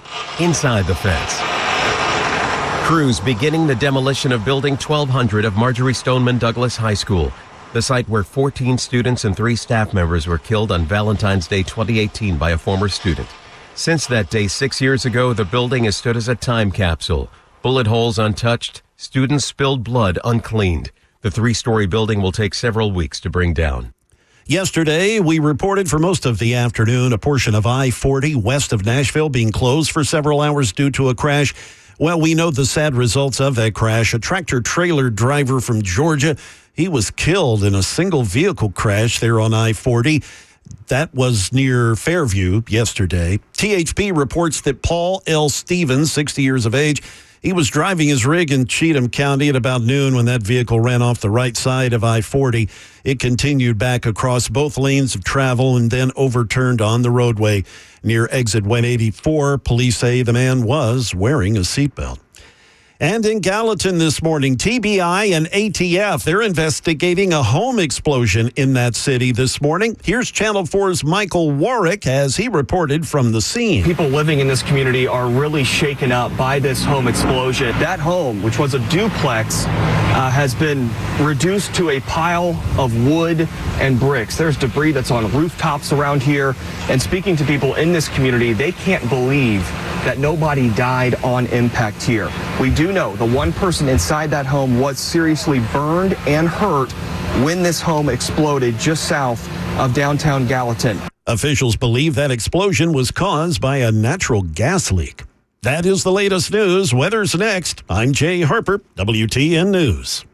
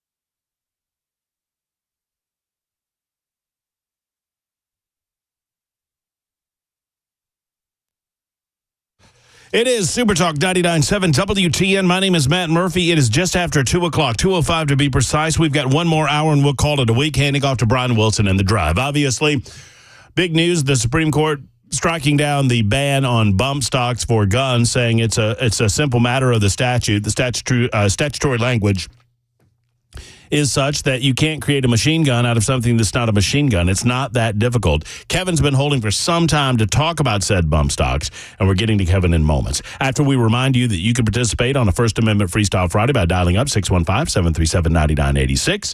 You can also hit us up on the membersnutrition.com super text line, 615-737-9986. 4862. Did you see 4862 left me a love note? Said, I would love to whip your ass in golf. Well, I'm certain that you could. I'm not very good at golf. Well, maybe he's not very good, but he thinks he can take you. I mean, that's cool. Let's do it. You let me know the tee time, and if I'm available, I'll be there. You just bring a blender and some margarita mix. Bring your favorite beverage in your golf bag and let's roll. Let's have a good time. I'm all for a good time. I was pathetic over the weekend. Shot a 83-86 over the weekend. So 86 was on a harder course, but still, it was a good weekend for me. That's good. That's great for me, by the way. I don't shoot that well normally. Normally, I'm in the mid-90s. One way or the other, we'll get into J.R. Clemens' new lending library in his office at Cordell Hall this hour. We will get into the latest on the Michael Patrick Leahy hearing that is set to begin Monday morning, where a judge in this case is being overbearing, and every single media outlet should be supporting Michael Patrick Leahy. They're not, because Michael Patrick Leahy doesn't fit the narrative that they support. Michael Patrick Leahy wants sunshine on what happened at the Covenant School last March. Sadly, many media outlets don't seem to want that sunshine. I don't know why. I don't know why they wouldn't. I thought that's what media outlets were there to do. So we'll get into that as well today. San Francisco is a sanctuary city for transgenders, which is, it's difficult for me to say without laughing because I don't know that this is news, but apparently it is. We've got more information on Joe Biden's dog to tell you about. Joe Biden's dog apparently a little more vicious than we thought. And, a dog is a good judge of character. And if Joe Biden's dog is ticked off at the world, probably for good reason. So there's that going on, and your telephone calls, obviously. Kevin is next up. Kevin, thank you for your patience. You held all through the First Amendment Freestyle Friday Jay St. Clair hour, but I'm glad that you're here. I'm glad that you called. I'm glad that you were able to hold. Kevin, the floor is yours. Go right ahead, sir. Matt, I just want to say I've listened to you since day one of you coming to Middle Tennessee. I called last Thursday and had a question that didn't necessarily fit into the narrative of what was being discussed. I told you I'd call back on Freestyle Friday. I'm a week later. As far as the bump stocks go, I'm a native Tennessean. I'm a veteran. The only time that I've lived outside of the state of Tennessee is when I was in the military. The hills of Tennessee called me back. I'm back. I'm not necessarily impressed with this. I'm of the old philosophy that the Second Amendment was guaranteed us to ensure that the government never became stronger than the people it governed. And I never really agreed with the bump stock. It was a knee-jerk reaction after the Las Vegas shooting. But if we're going to actually characterize, and this guy, I had a question for Jay and just didn't get a. Oh, I'm sorry. I apologize, Kevin. I didn't realize that you had a question for Jay. I would have put you on with him. No. I'm going to be honest with you, man. I love you. I like listening to you. We don't necessarily agree on 95% of outlook, but I love listening to you. You add a different kind of outlook and perspective. But if we're going to start looking at and seeing how marijuana use is legal in almost half the states throughout the country, my question is who determines what addiction is? Is that smoking a joint once a week, once a day, once a month? And if I was, I'm going to be honest with you, as a veteran, I personally worry about more people that are actually taking Prozac than I do about people that are smoking marijuana. Well, I'm a little confused. I'm a little confused. What do you think my position is on this? Because so far we haven't. You say you disagree with me on 95% of things. I don't believe marijuana should be illegal anywhere. Well, and this might be one that we actually align head to head on, but it seems like a slippery slope to me if we allow someone else, especially the DEA, to put into the narrative of what an addiction is. I mean, and at that point, let's clarify. Let me for a second, and I'll give you the floor back, Kevin. Let me clarify just for the people recently tuning in, and maybe clarify for you, Kevin. I believe that ATF Form 4473 is unconstitutional. I do not believe that we should have a government powerful enough to decide what is and is not addiction. Thank you. So I think we're right on the same page on this. Thank you for actually clarifying that. And this wasn't necessarily a conversation for you, but it was for Jay. When do we start going down the slope? And this kind of reminds me of the red flag laws. Who gets to determine what a red flag law is? Well, it's the same people who don't want you to have a Second Amendment right. So I question whether or not we need to, and this doesn't have anything to do with Hunter Biden. Look, you were on more than marijuana at that point. You don't deserve to own a gun. But on the same token with this, I just think that it needs to be better clarified of exactly what's there. And most of these people who commit these school shootings or mass shooting, there's a mental note there that's not being paid attention to, and I don't think that we can dismiss it one person might smoke a joint and be a couch potato. Another person might smoke meth and go out and want to kill a bunch of people at a church. I think that at this point we're in a really weird spot, but I am a proud American. I am an independent thinker. I totally believe that our Second Amendment right, it was pretty clear in the Constitution that it shall not be infringed upon. And instead of passing more bogus laws to restrict firearms, I think that there needs to be more emphasis on actually enforcing the laws that are on the books. And also, as we move forward in a nation where marijuana is becoming more predominant, I think that we need to actually sit down as a nation and actually kind of figure out who doesn't have someone in their family that is an addict. It can be an addict to alcohol, drugs, shopping, sex. Addiction runs in many forms. But I think that primarily we're dealing with mental illness when it comes to school shootings. Right. Let me get down to where the goats can graze on it, Kevin. And I have to suspend the call at some point, but I wanted to give you broad latitude because you waited for so long. You're right that the Second Amendment of the Constitution says, and if I can remember it off the top of my head, a well-regulated militia necessary to the security of a free state, the right of the people to keep and bear arms shall not be infringed. That's all it says, right? However, do you believe, Kevin, and I'm just a couple of questions, we don't have to elaborate, just thought questions, right? Should felons be allowed to have guns? That's a two-part answer, and I'll tell you that because you've got felons of violent crime. Let me make it easier. Let me make it easier. Hold on. Let me make it easier. Should people in jail be allowed to have guns? No. Why not? No. Why not? No. It says shall not be infringed.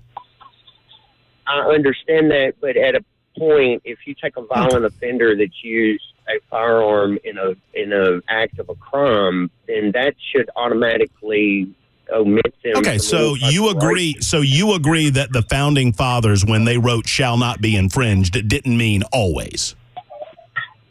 Well, Yes, but as you... Okay, all right, hold on. Let's not go any further. We don't have to go any further.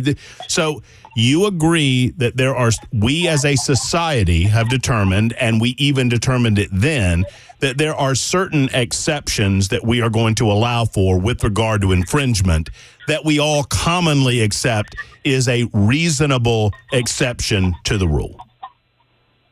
I agree. Okay, and so the debate has always been then where we draw that line, and many reasonable people debate it for years and years and years as to where we draw that line, and I use the extreme example, Kevin, because it's important. I hear a lot, well, shall not be infringed means shall not be infringed. Well, do you think people in jail should have guns? Well, of course not. You have violated the rights of other people, therefore you have your rights suspended. You have your right to freely move about the country suspended. You have multiple, obviously you lose your constitutional rights by violating the constitutional rights of other people and it being adjudicated in a court of law and you being found guilty by a jury of your peers. So you're not going to have the right to own a gun. So that's an exception, though. It doesn't say that in the Second Amendment, nor does it say anything about mental incapacity. But we as a society have decided that if someone is determined to be legally and mentally insane, that we're going to preclude their ability to own a gun. We've also decided, and here's a trickier thing, and this is something that I have a lot of issues with. We've also decided that not only are we going to suspend your rights to own a gun during your time of incarceration, we're going to disallow you from owning a gun in the aftermath of your incarceration. In other words, if you are a convicted felon, you never get to own a gun unless and until you apply to have a reinstatement of those rights. I have a problem with someone who committed a felony having their rights 25, 30, 40 years later denied to them. I think it should be an easier process. I think it should be a proactive process. In other words, the individual that committed the act should have to go before someone to apply for the process, but I think the process should be a lot easier with regard to getting those rights restored to the individual felons in question.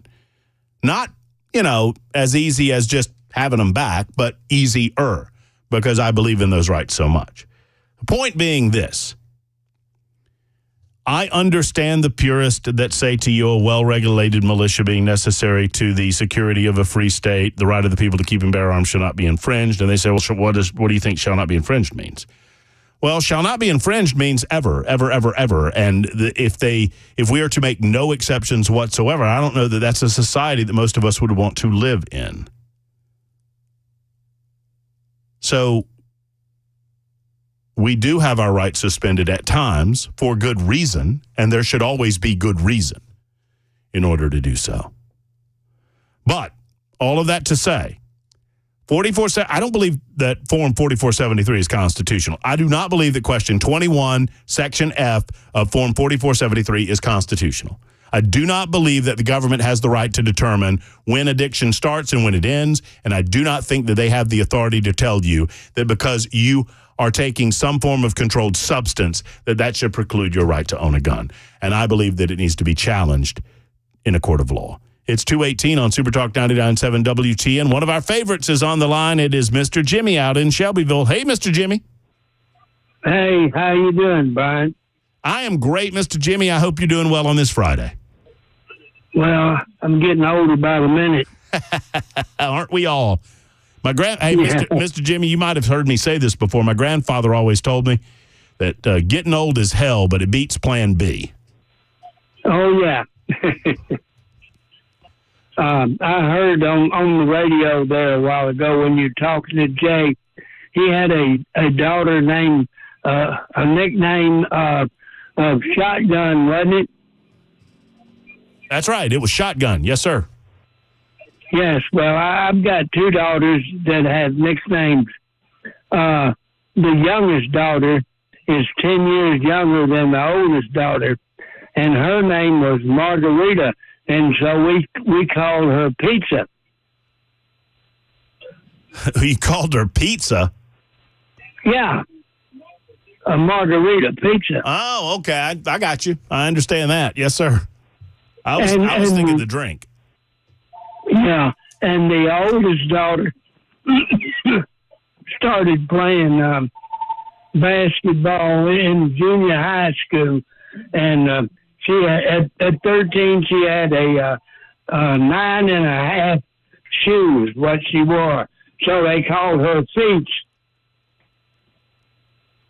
They called her what? Feet. That's awesome. Did you ever have a nickname back in the day, Mr. Jimmy? Yeah, it was Buddy. Buddy. Well, yeah, there you go. Well, you seem like a buddy to everybody, Mr. Jimmy. I appreciate that. Well, I've got a tattoo on my arm of cross pistols when I was in the MPs, and it says Buddy underneath it. I put my nickname on there. Well, Mr. Jimmy, I appreciate the call. My nickname, I wish I could tell you some of my nicknames, but most of them aren't allowed on the radio. It's 2:20 on Super Talk 99.7 WTN. Back in a moment.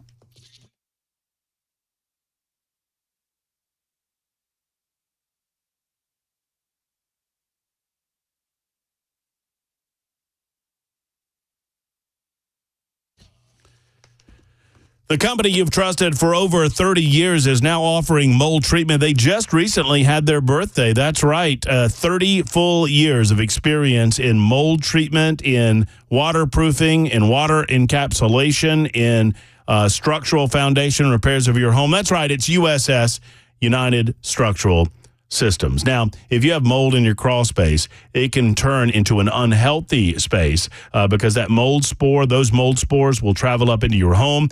They'll get into the air that you breathe, and they can cause significant health issues. United Structural Systems is offering a complete microbial growth treatment. They call it the RTE solution. That is R, remove, T, treat, E in caps, RTE. In other words, you don't just remove the mold, you do the things necessary to make sure that it never comes back again. And now through June 30th, they're offering a $500 discount off the purchase price of any RTE mold treatment from USS. Now, when you call, I've heard Mandis in the morning, and I've heard him say it's the Dan plan. No. It is a Murphy moment here for you. It is a Murphy discount that you get the $500 off. So be sure to mention Matt Murphy when you make the call that so many others have made to USS. Go to USSTN.com or United Structural Systems. Here's that number, 615-488-7855, 488-7855. For USS, that's United Structural Systems.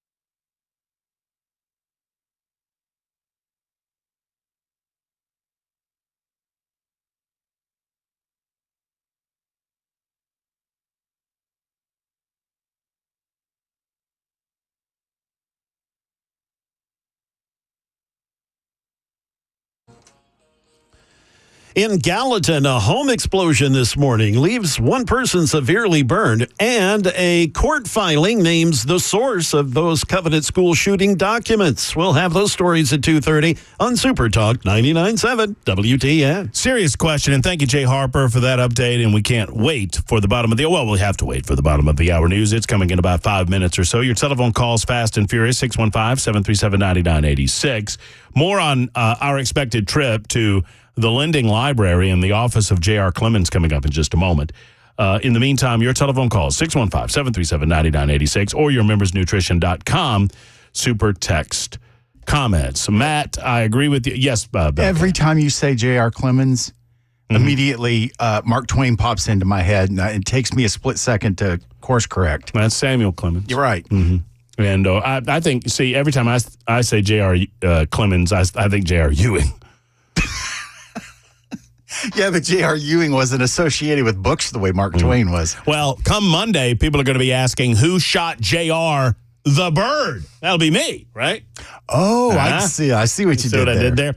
Because he's got a lending library that he is presenting in the old office. Hold on a second. By the way, has anybody else heard this? I just saw this clip. This is more on Joe Biden. Joe Biden is people are talking at the G7 summit, and people are talking primarily about Joe Biden's health. This is a rough cut clip that I saw earlier online, and I didn't realize he was doing this, but just listen. This is a montage of Joe Biden. Exponentially. Exponentially. Exponentially. Exponentially. Exponentially. Exponentially. Exponentially. Exponentially. Exponentially. Exponentially. Exponentially. Exponentially. Exponentially. Exponentially. Exponentially. Exponentially. Exponentially. Exponentially. Exponentially. Exponential. Is he saying exponentially? He's saying exponentially. Exponentially is not a word. It's exponentially. That's a word. But exponentially? Exponentially. Exponential. Exponentially. Exponentially. Wait, has no one told him that exponentially is not a word? It's not a word. Exponentially. Exponentially. Exponentially. He said it twice there. Exponentially. Exponentially. Exponentially. Exponentially. Exponentially. Is this? Am I being? Maybe I'm being hosed here. There's zero chance that he's been saying exponentially this many years. He's just stuttering. It's just a stutter. But he's doing it because of his teeth, right? I think that's absolutely part of it. It reminds me, I had a golfing buddy years ago. He was also a sponsor of my radio show in Birmingham, Alabama. And so, I was legally required to be nice to him. And we're on the golf course, and we get to a par 3, and we'd played the course a number of times. And he goes, man, oh man, this hole is my nemesis. And I looked over at him, and I said, you mean nemesis? And he looked at me hard and said, no, nemesis. Nemesis. And I said, okay. All right, buddy. Sounds stupid for the rest of your life. It's like the aircraft carrier, the Nimitz. The aircraft carrier, the Nimitz. Gave it a go, I'll do what I can. I went over to his house sometime later, and his wife told me that she was talking about somebody and said, I didn't like the fact that he was being condescending to me. And you know what I said? I said, well, I can't imagine that anybody would do that. Every time that something like that happens, I always try to find the most effective word that actually exists. Like if she had said that to me, I would have been, you mean condensation. Right. I mean, condescending. Condensation. So then I realized what I should have said to Jeff, who, when he said nemesis, look, I don't mean to be condescending, but it's not nemesis. Anyway, exponentially is not a word. And somebody needs to tell Joe Biden the same. But let me tell you, people are talking. President Biden has been, and this is from the New York Post, and thank you, Harper. Hat tip to Harper. He sent me this article. People are talking about his loss of focus during discussions at this week's G7 summit, with one diplomat saying, on condition of anonymity, that the commander-in-chief is, quote, the worst he has ever been. Another attendee from the non-U.S. delegation told The Sun Friday that the 81-year-old public missteps on the first day of the gathering were, quote, embarrassing. Biden has joined the leaders of the world's wealthiest democracies, including Italy and Italian Prime Minister Giorgia Meloni and British Prime Minister Rishi Sunak for the annual meeting to discuss the nation's economic and security priorities. However, the president stealing the spotlight with a series of gaffes and bizarre actions, to include the awkward salute that he gave Meloni upon greeting her for some reason. He saluted her. Why the hell is he saluting her? And then, he got lost during a skydiving demonstration. He wandered away from fellow leaders during that demonstration. He forced the host prime minister to gather him back and chaperone him back to the group. He apparently got off on the wrong foot with Meloni before the summit even began, keeping the Italian prime minister waiting 20 minutes before arriving. When the president did appear, Meloni reportedly chided him with an apparent attempt at humor, saying, "You shouldn't leave a woman waiting like this." The Sun also reported that Biden had shown moments of clarity while discussing urgent matters with leaders of Canada, France, Germany, Italy, Japan, the UK, and the European Union. I don't see a way that Joe Biden makes it to November. Telling you there's going to be a bait and switch between now and then. Wait for it. Just you wait for it. Fletch is... Oh, no, wait. Hold on, Fletch. I'll get to Fletch, and you be quiet, Mr. President. We've got to go to Jay Harper, who's in the newsroom. He's waiting to gather headlines. He's gathered them. Now he's going to deliver them on Super Talk 99.7 WTN.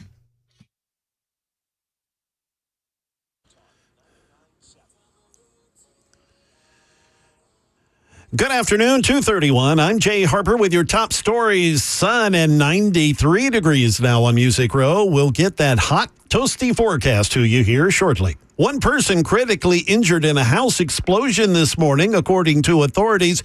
Police and fire crews showed up to the home near Gallatin around 7:45 this morning after they received reports of a home explosion. First responders arrived and found debris scattered across the entire area and a fire burning at was once a home. At least one person hospitalized with severe burns. Officials believe the explosion caused by a natural gas leak. And a court filing says a former Metro Police lieutenant, he's the source of a leak of documents from the Covenant school shooter. We've got more now from WTN's Ken Weaver. News 2 says Lieutenant Alfredo Arevalo claims he handed a hard drive containing the Covenant investigative case file to former Lieutenant Garrett Davidson to place in a safe located in his office, and that Davidson is the only person who had the key to the safe. Tennessee Star editor Michael Leahy claims the newspaper received documents from a source close to the investigation and has been publishing those documents. Nashville Chancellor Aisha Miles has ordered Leahy to court on Monday to explain how that is not a reason for contempt of court proceedings. As for former Lieutenant Davidson, he is the whistleblower who filed a 61-page complaint against the Metro Nashville Police Department recently. Ken Weaver, WTN News. That is the latest news. Weather's next. I'm Jay Harper, WTN News.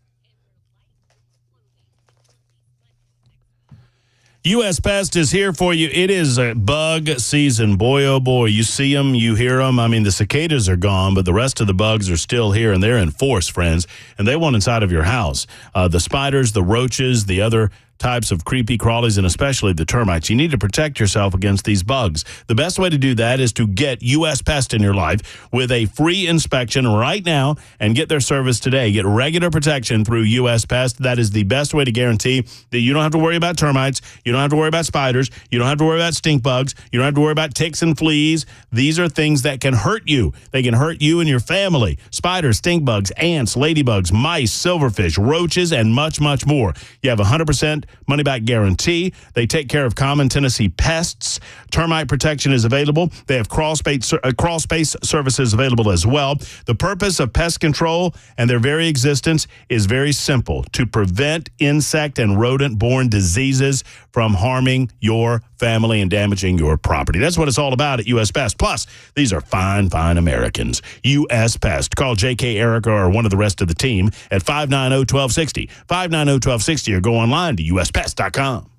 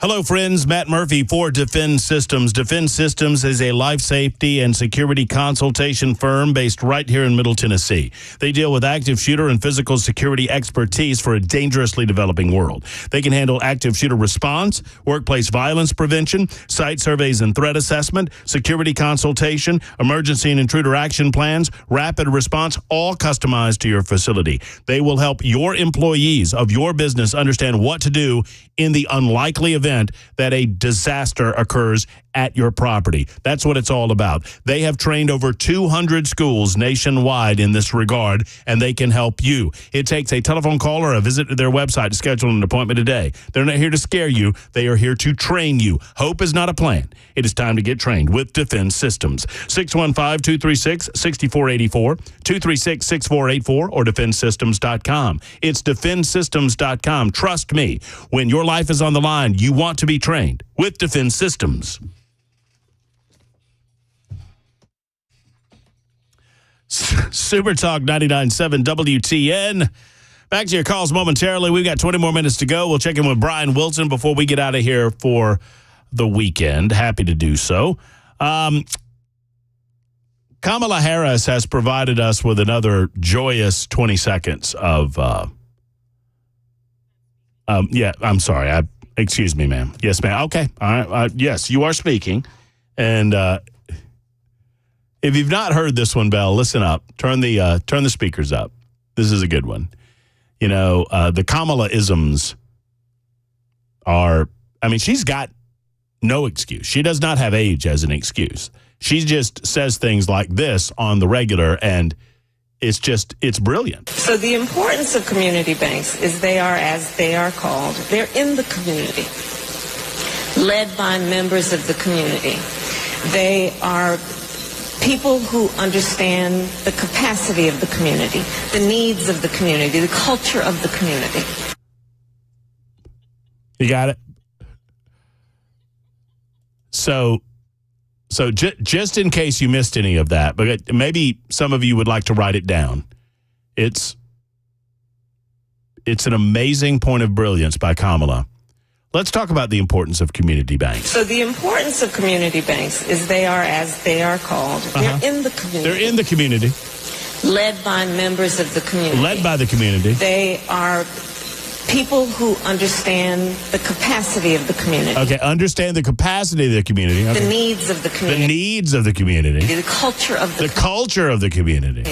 Okay, has everybody got that? Are they unburdened by what has come before?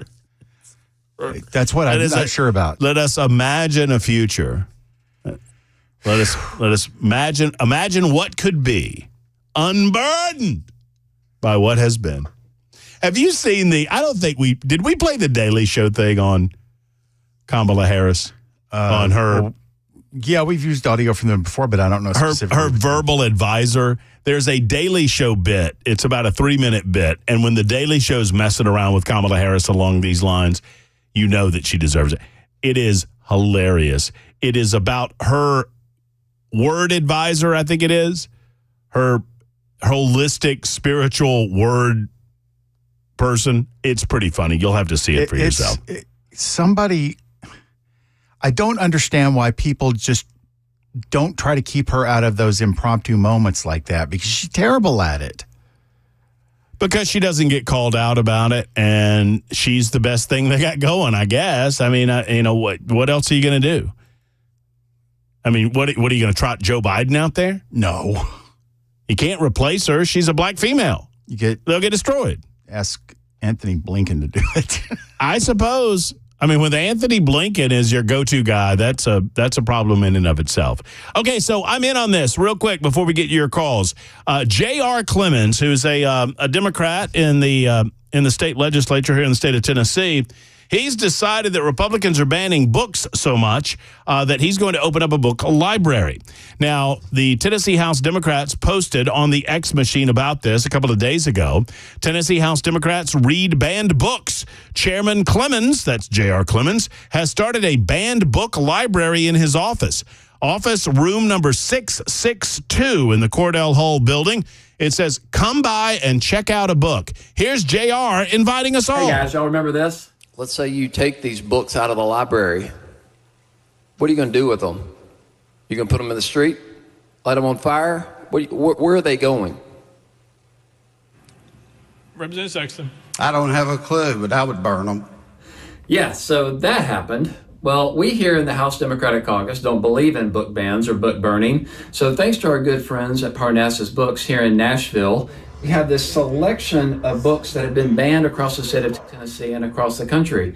For Tennesseans to come by, check out, and visit with us here, you can share these books with friends and say hello. Okay, so we've been invited. J.R. Clemens has invited us. I'm looking at To Kill a Mockingbird, which is not banned. I'm looking at Mouse, which is not banned. I mean, no books that he got from Parnassus Books, by definition, are banned because they were available at Parnassus Books, right? So none of these books are banned in the United States of America.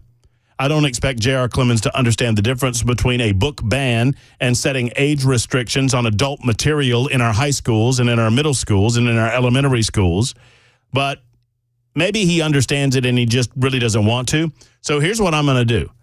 I don't think I can do it on Monday, but on Tuesday, I'm going to go to Cordell Hull at 10 o'clock in the morning on Tuesday morning. and I'm going to check out a book, or at least I'm going to try to check out a book, or 2 or 3. And then I'm going to bring those books in with me on my afternoon show at 12 noon. And then who knows, maybe I'll give them, you think we could give them away on the air? I think it would be cool if we did. I mean, why not? What are they going to do? You should get Mouse. That's actually very, very, very good. I already have Mouse. Have you read it? Remember, I got it when they were talking about banning. Oh, that's right. Certain materials. Did you ever sit down and read it? Yeah, of course. I mean, I looked through it. It's a graphic novel. I didn't. Yeah, but it's a story about the Holocaust done from the perspective of the Jews being mice and the Germans being cats. Mm-hmm. And it's very poignant. Very good book. And it is important that it is presented to young people in school as age appropriate. Yeah. Would you not agree? Oh, yeah. Because, I mean, there's some pretty heavy themes in it in terms of, I wouldn't sit down with a 6-year-old and try to explain genocide to them necessarily. Right. And there are certain scenes where there are naked mice.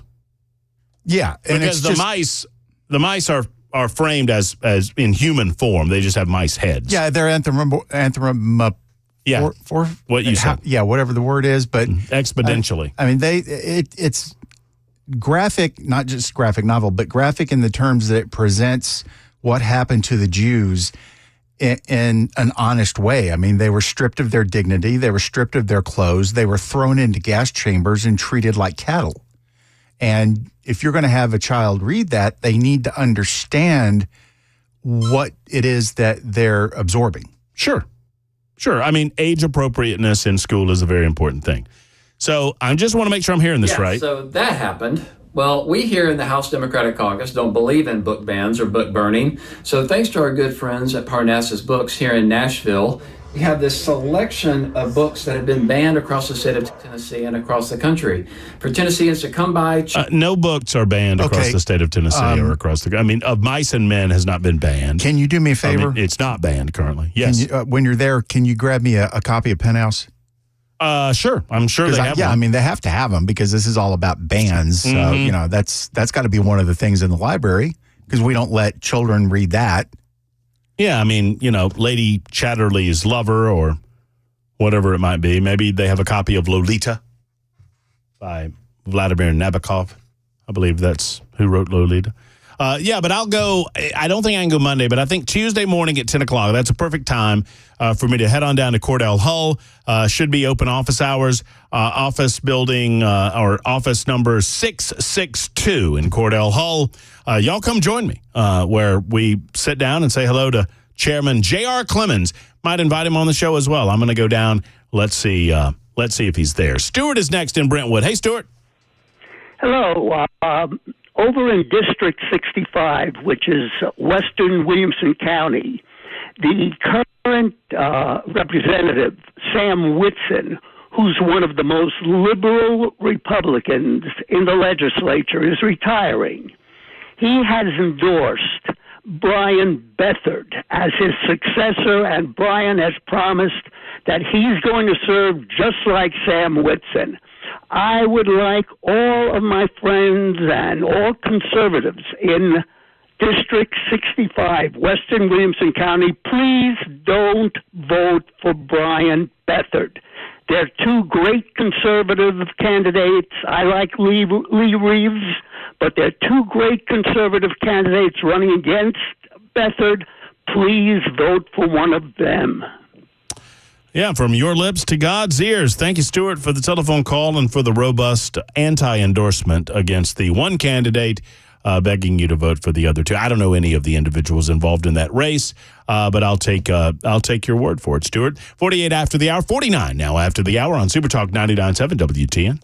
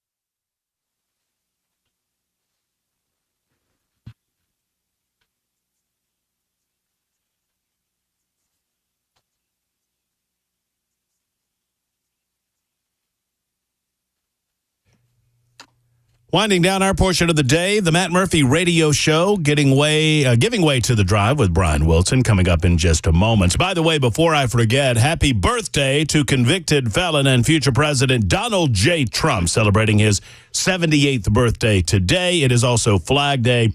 Display your American flag proudly. I am not proud to present this next story to you, and I want to bring in Mr. Wilson on this. All right. You know, Kroger is giving away some ice cream next week, Brian. I read about this. But we don't get free ice cream in the state of Tennessee. No.